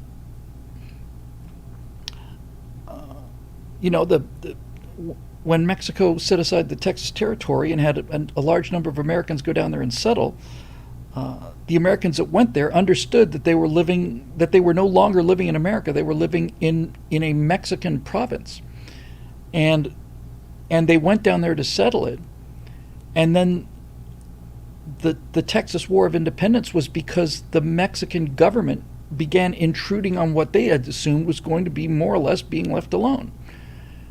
And so the Texans' position wasn't that we came down here to steal this territory from Mexico. We came down here under the conditions that Mexico had offered us, and then Mexico changed the terms of the deal.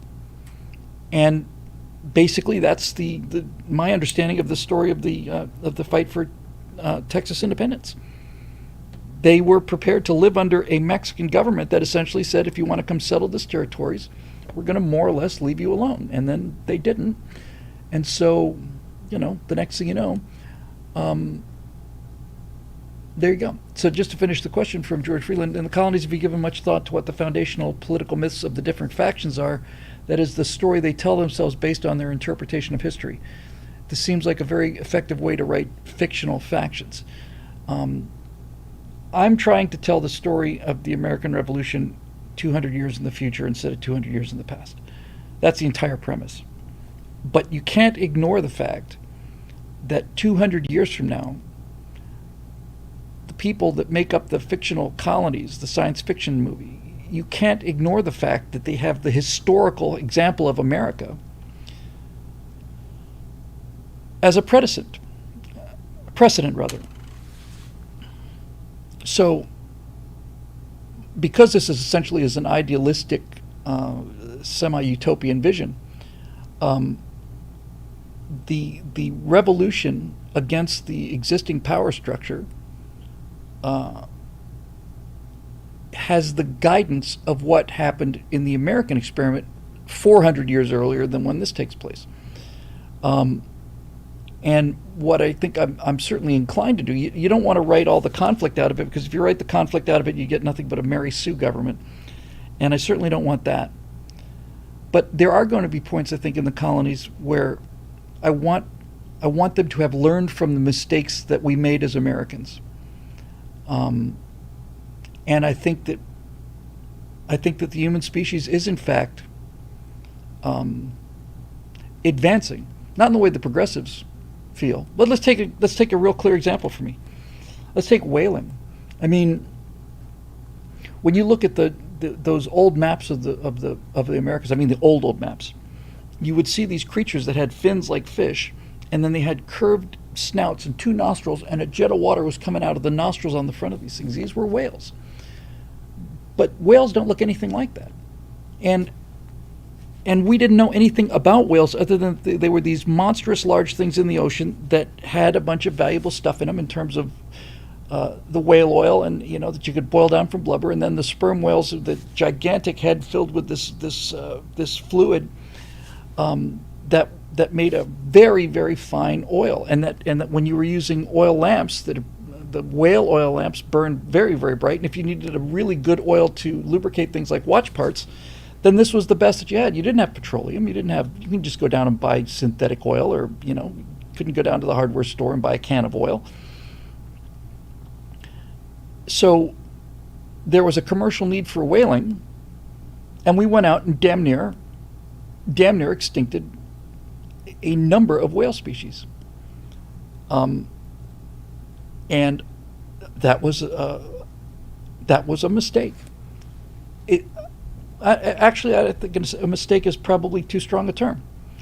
We didn't know what we didn't know.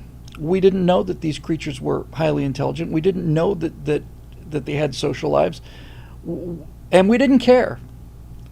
It used to be common in European countries and in America to kick dogs that were lying on the street. You just kick a dog, and you tie a burning rag to the tail of a cat and watch it run around and just laugh yourself to death. There have always been people who've been against that kind of cruelty. Mark Twain was one of them. But these were common things, even think about like we were talking obviously earlier about the first movies and the question about why do we pay attention to movie stars. But if you look at the early comedies, it's all about falling down. People thought that was hilarious. Somebody would slip on a banana peel and fall down, and the audience would just erupt in laughter. Nobody laughs at that anymore because it's not funny when somebody falls down.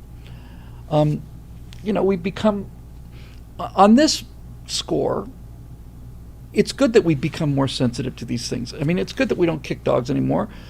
It's good that we don't laugh at people with handicaps anymore. It's good that we don't kill whales anymore. We hunted the passenger pigeons, which turned the entire sky black to the horizon to extinction. We damn near did the same thing with whales, did nearly the same thing with the bald eagle and the alligator and the buffalo, all of which were endangered when I was a kid. Alligators, buffaloes, and bald eagles were endangered species when I was growing up. My dad said he thought I'd never see a bald eagle. And I was up north not 2-3 years ago, and I saw 25 of them in one spot, and it made me really, really happy. So the TV show, the series, the colonies has to have learned from that. I mean, having just read about Mayflower and the founding of the country, you can't read about the Pilgrims and their relationship with the Indians without going, come on, why did you do that? Why can't you see? Couldn't you see what the result of that was going to be? No, they couldn't. They didn't know. One of the shows that was on when I was growing up, and many people my age will remember this, was now it didn't have the same effect on me that it had on other people because I grew up in Bermuda, and I started snorkeling when I was 4, and first time I put on a scuba tank I was 6 or 7. So I grew up underwater, but for most people, the undersea world of Jacques Cousteau was the first time that they'd ever seen any of these things.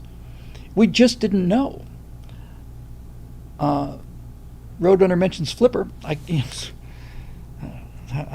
Obviously my brain is grossly miswired in a lot of ways, but I could not get the flipper theme song out of my head for 2 days.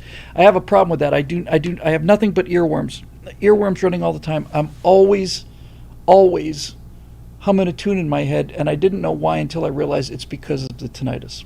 I've heard people call it tinnitus, and maybe that's the actual pronunciation, but I don't care. It doesn't sound right.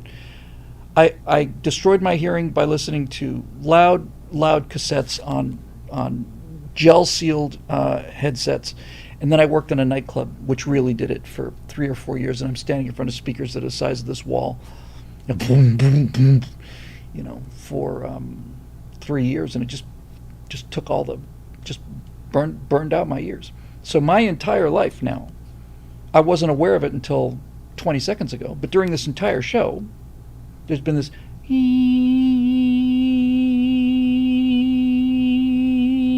and it never goes away, and it never will. There's no cure for it. It's Now Roadrunner says tinnitus is a single tone, not music. Precisely right. But the reason I'm constantly singing songs in my head, constantly, all the time, there's some music going on upstairs, is because the tune overrides the tone. I can't hear the tone when I'm singing. They call him Flipper, Flipper, faster than lightning. No one you see is smarter than he. And we know Flipper, Flipper lives in a world full of wonder, lying there under the sea. Everyone loves the king of the sea. Ever so kind and gentle is he. Tricks he will do when children appear, and how they laugh when he's near. No, it's just around and around and around we go, and it's just like I'm sitting there, and the next thing you know, I've just got Flipper in my head for 2 days. Astronaut 1 says my ears were shot from too many Jimi Hendrix concerts, which is a much cooler way to go than me. Although I was pretty cool in the nightclub, working in nightclubs in Miami in 1985 through 87, 88, 89. Now, it couldn't have been 88 because I was in LA by then. But starting around 84 to about 88, I was in Miami at the time they were shooting. I was there when they started shooting Miami Vice. I was in Miami during the Miami Vice period. And it was cool. And working in one of the top nightclubs on Miami Beach, which was really cool. It was fun. I was in the right place at the right time. It was a real experience. Looking back on it, I'm just constantly amazed at how many times I was in the right place at the right time.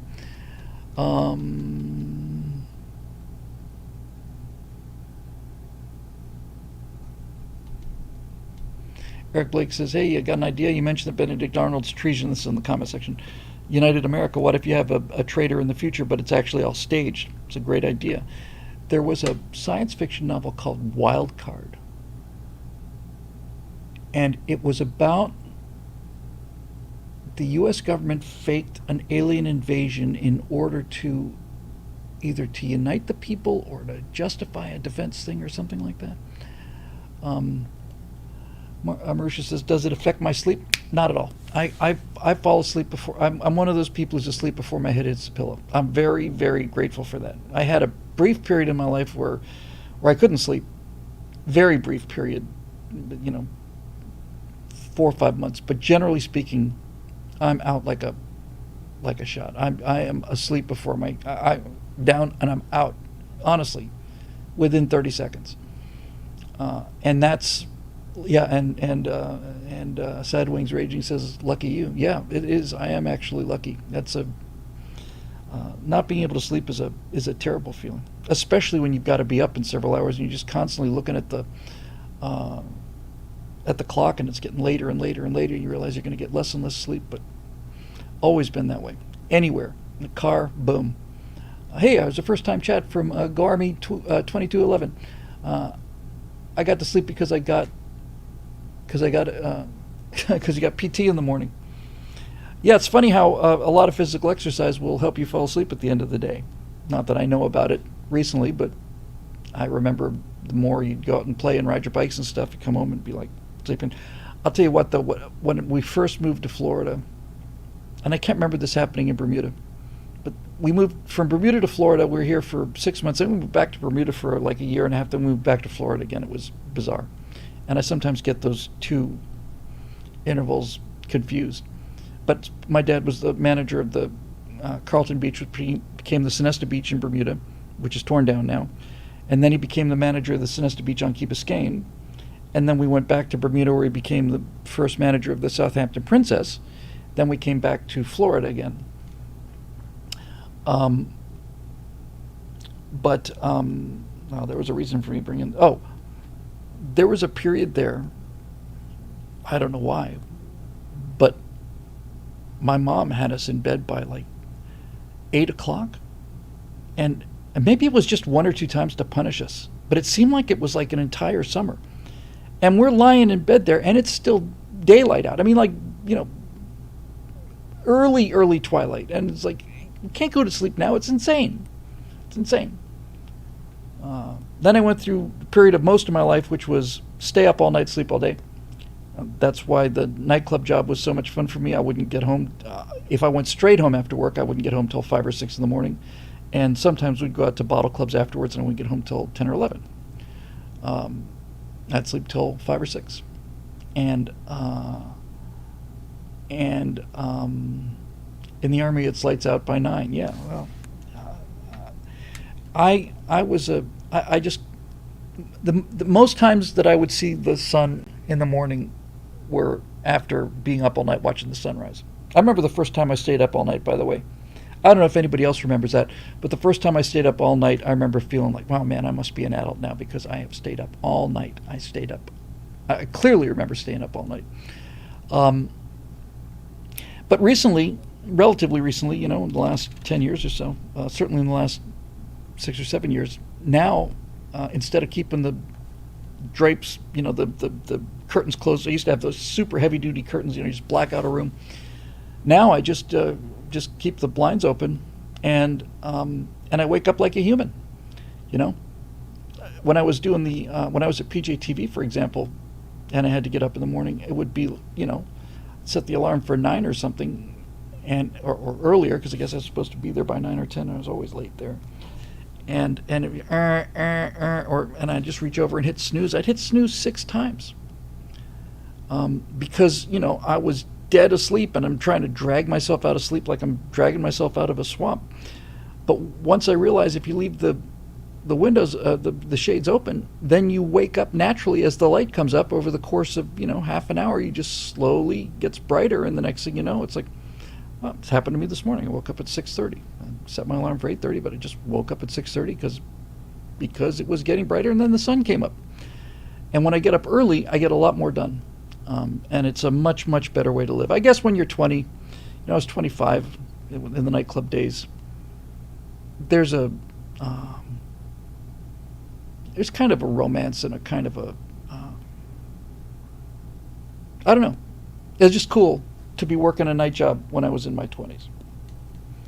And I really liked it.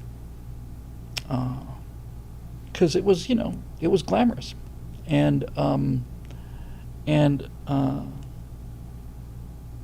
had been like science nerd in high school. Next thing you know, I'm in the DJ booth up there doing the lights and lasers, and I'm, got this wicked cool, shoulder pads out to here, double-breasted, my skinny white silk tie with Japanese characters on it, and, and hair down to here, Fortunately, no beard or mustache. I tried that when I was at the end of high school and into college, and it was a terrible failure. I just don't have the facial hair density.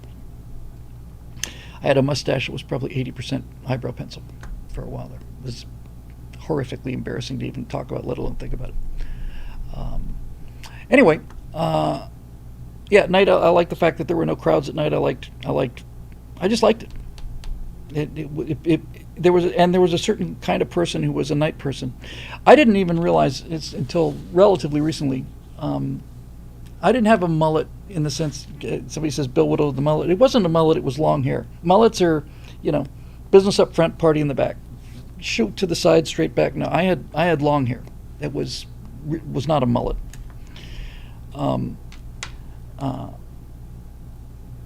But it was just.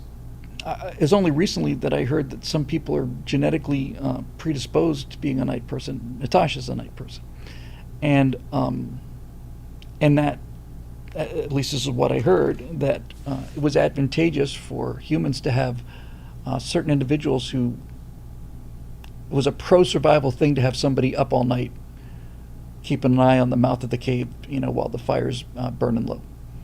That people that had tribes that had, genetic mutants who preferred to be up at nighttime tended to survive longer because there was, somebody watching the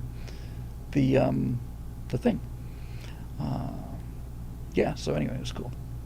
All right, I think we got we got through all the questions, so I think it's time to wrap it up. We got some more work to do on a script here.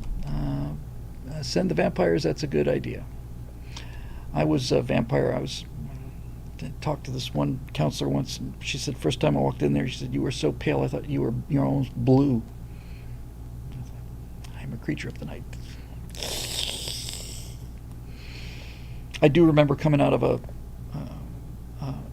I guess we called them bottle clubs or after-hour clubs up in Fort Lauderdale. So we would sometimes the staff, the DJ and me. I was doing the lights and the lasers and the videos, and a couple of cocktail waitresses. And we'd get out of the nightclub at 5 o'clock in the morning, 5:30, and it would still be dark. And we drive up to Fort Lauderdale, and we go to this bottle club, which was built like a bunker. It was just concrete bunker was sliding with slanted in walls and no windows. And we'd get in there around, I don't know, 5:30, 6 o'clock in the morning. We'd sit in there and kind of, just talk and have fun and drink a little. And then we'd get out to go home, and we'd expect, maybe we'd start to see a little bit of the glow of pre-dawn off in the east, and we'd open that door and walk out, and the sun would be like there, like right there. And, and I'd see like these lines of people in their cars with their coffee and their donuts, and they'd see me come out of this club with this, this like super 80s. I love that look, by the way. Just love it. I wish I had those clothes back. I wish I could fit in them still. And I remember it was like the walk of shame. It's like I'm a night person. I'm staggering back to my car, not because I'd been drinking too much. I was usually pretty good about that, but because it's like and it's like the morning. I hate the morning. The only time I've seen the morning is when I'm just about to go to bed. I'm just about to go to sleep. Yes, Bill Whittle is Barnabas Collins. It burns us. Yes, the yellow face. Yes, it burns us, precious. We used to joke about that all the time when we were, night people. Anyway, that's it. All right, so I think it's probably time to go. The show's made possible by the members at BillWhittle.com and the kind people that make one-time donations via PayPal and all the rest of that groovy stuff. We're always very happy to be here, and always fun to talk to people. Natasha pointed out to me that even when I'm feeling really low, when I go and do a show like this, I always come back happier. So, and it's true. It's always true. I just love it. I love. It's like a social event for me. So anyway, like I said, thank you to the members who make all this possible. Thank you to all the rest of us, our regular Strato crew, Strato Loungers and Strato Studios and stuff. And so we'll see you all on Thursday, as Dave Big Booty says, or Dave Big Booty, same bat time, same bill time, same bill channel. I have to get to the bat belt. I have to get to the bat pole. Get down to the bat cave. Climb into the Batmobile. I love that show so much. I love the purple outfit too, although it doesn't look very intimidating now. I remember at the time I thought he just looks cool. I used to have a Batman suit that was the Adam West Batman. I had a cowl too, I had the plastic cowl. It's epic. Atomic batteries to power, turbines to speed. That's how I want to start my car, by the way. I don't care if it actually doesn't do anything. I would just like to have a switch on my car that just says atomic batteries, on and off, and then turbines, like a little green light that comes on. So I just atomic batteries to power, green light, turbines to speed. It's like, okay, we're ready to roll. Little pathetic little flame coming out of the back. Still pretty cool though. Anyway, thanks a lot for joining us. We got to do our two-part goodbye here, so we'll say goodbye to our friends on YouTube. Thanks for joining us, YouTube. We'll see you Thursday night on the very own Stratosphere Lounge. Okay, goodbye. Hooray.